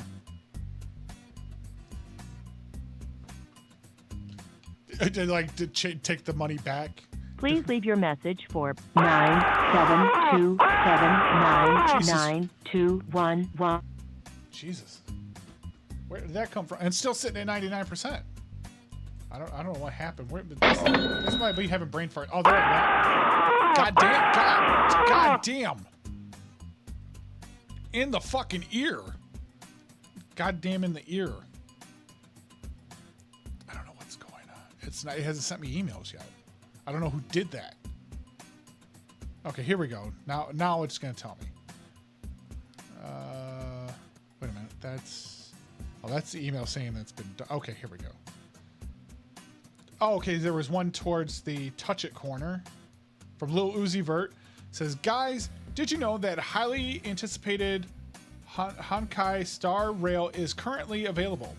Made by HoYoverse, responsible for award-winning game Genshin Impact. You expect me to know these fucking words? I don't know this shit. Streamed to look like the game is fluid combat system, beautiful animation, and futuristic setting with and then it cut off. Let's go down here and then enjoy the small Deek. Did the $1 donation to finish it off. So let me put it on the throne. All the way down here. Enjoy the small Deek. Stream Deek. There. And then Lil Uzi Vert Touch It corner. Okay, there's that. We're up to date on that. I might have to shrink it again. Too many. There we go. There's the growing list and the stream deck. Damn it! You know what? The stream deck's done. That means I gotta. Damn it! I don't want to do that. In the wrong section.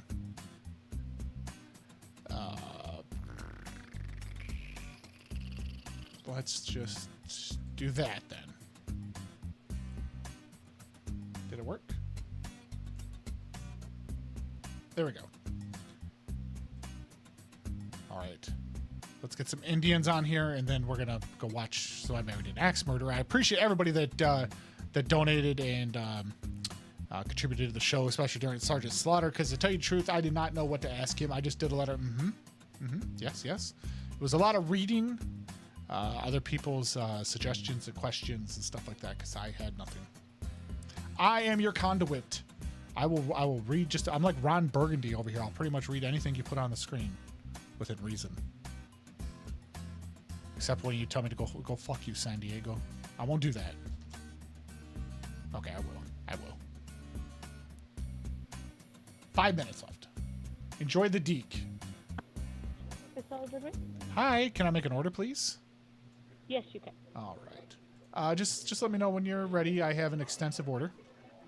Okay, you go ahead. Okay, I need to get a chicken biryani. That's first. Okay. And then do you have? I assume you would have some chicken tikka masala. Yes. Can I get that Would you medium? like that with? I'm sorry. Go ahead. Sorry. Can I get that medium spicy? Yes, medium spicy. I was gonna say, would you want that with naan or rice? Naan bread, please. Naan. Okay. Yep. And then I need to get some aloo gobi. Aloo gobi. Yeah.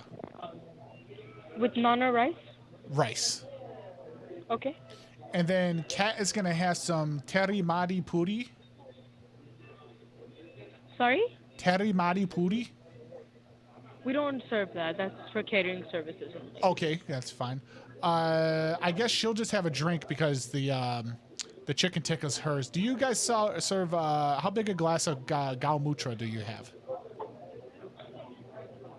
That one we don't serve either. Okay. All right, that's fine. Okay.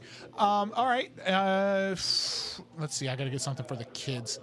Do you think my children would enjoy the butter chicken or the Apollo fish? So it's really preference-wise. The butter chicken is going to be more of a curry, and a polo fish is an appetizer, like a starter. So okay, more like a preference. I understand. Okay, let me get. Let me do the Apollo fish, because if they don't like it, I'll eat that, and I'll let them have my. I'll let them have my chicken biryani. Okay, so just one Apollo fish? Yes, please. Okay. And then, Anything else? I guess the last thing is just one order of a Mara Chod. We don't serve that. Okay. What? Who is that? Sorry. Okay. Okay. Do you have terimaki chut at all? No, we don't serve those items. I don't know. Well, my friend Sanjay said that it's an off-menu item that I would have to ask for. That it's a specialty item. No, I think those are like stuff that come from catering. So it's like an item that we get. Yeah. It's Yeah, like an item he just told me it's specialty off-menu item that you guys have. He says, hey, if you go there, he's like, tell them you need some Madar Chod. I even wrote it down. Yeah, so those are like specialty items that come up when caterings are there. Okay, let me write this down. Madar Chod is a specialty item. I'll go back to Sanjay with this. Maybe he got the wrong place.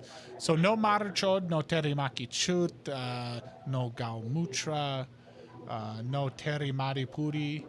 But we did have aloo gobi, right? Yes. Okay, we got the aloo gobi. All right. And then just one order of kids' French fries and an order of spaghetti.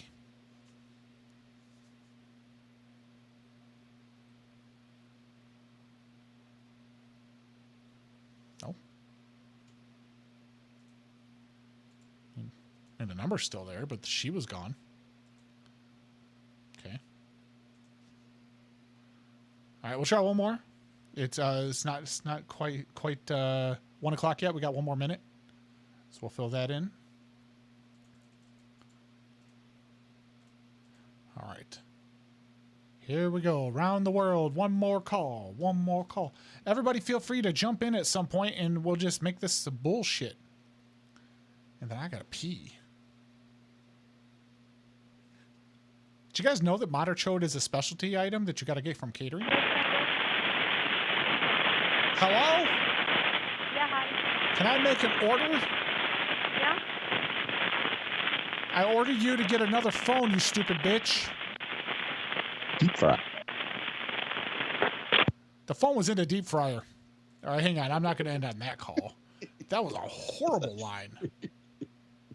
Deep fried naan. Yeah, she's like, we're out of naan bread. And they're like, just go ahead and we'll just throw the phone in the deep fryer. It's all right. It tastes the same. It's all shit.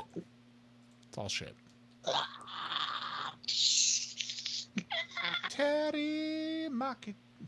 Please visit myuma at my.uma.com they're to add closed. money to your prepaid Oh, account. they shut down the SIP. Oh, they were closed. Prepaid account. What is this, prison? This is a dance club. I don't want to do with that. Closes in an hour. Cool. Because I would love for them to tell me that they're not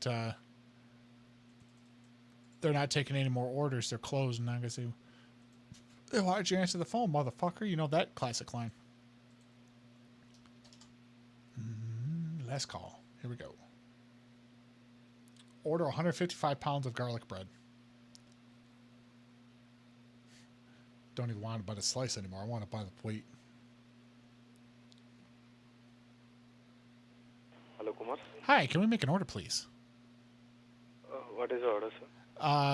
I want to. Well, first off, I would like to enjoy a delicious helping of your lamb chops curry. Oh, lamb chops curry. Okay. Oh yes, yes.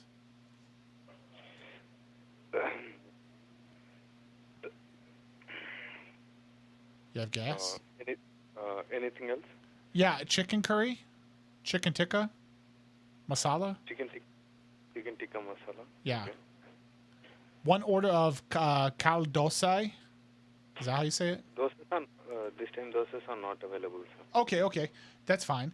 And then I need to get. Let's see. I'm just looking at the menu here. Can I get one order of terimaki chut, please? Sorry, what is that one? Terimaki chut? We don't have that item in our menu. Okay. Well, they said if you didn't have that, to ask for terimari puri. Curry. No, terimari puri.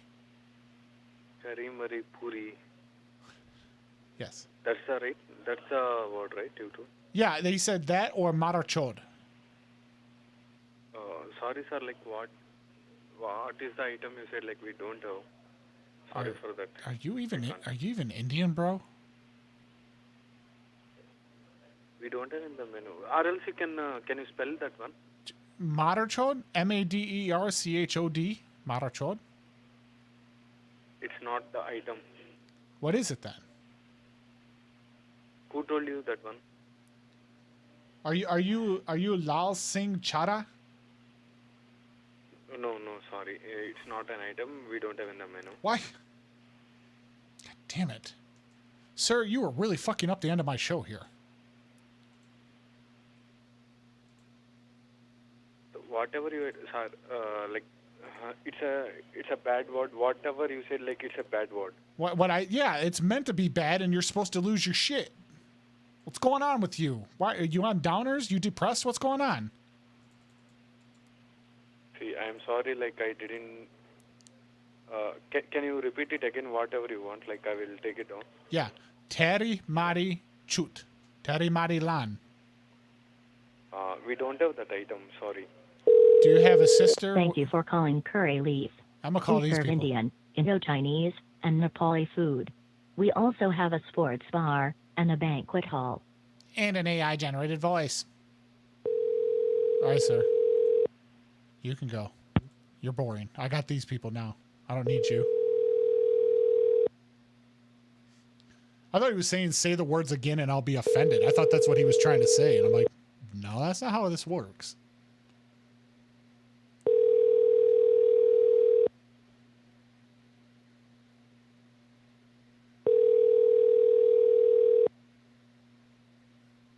Thank you for calling Curry Leaf Restaurant.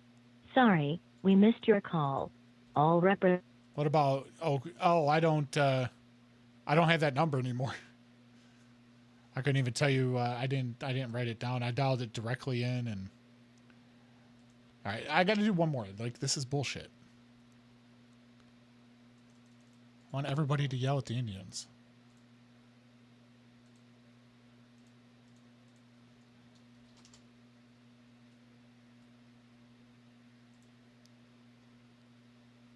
Thank you for calling Anjapar Chettinad Indian Restaurant Plano. FYI, once order is placed cannot be updated or canceled. Thank you. The fuck it can't. Thanks you for calling Anjapar Plano. Please press 1 to place a takeout order and catering request. Press 2 for hours of operations. I already closed that window. Sure. Just FYI, please pay using the link in your confirmation SMS before pickup. This sure sounds like Indian music. I love it. 100. Hi, can I make an order, please? Yes, sure, sir. Can I have your first and the last name for the order? Yeah, first name is Dwight. Dwight, okay. Last, yes, sir. Yep, last name is Last Wilson, initial? Wilson. Okay. Dwight Wilson. Yes. Yeah, please tell me what would you like to order, sir? Thank you for the details. No problem. I would like a fish curry. Fish curry. Yes. Just a moment. Okay.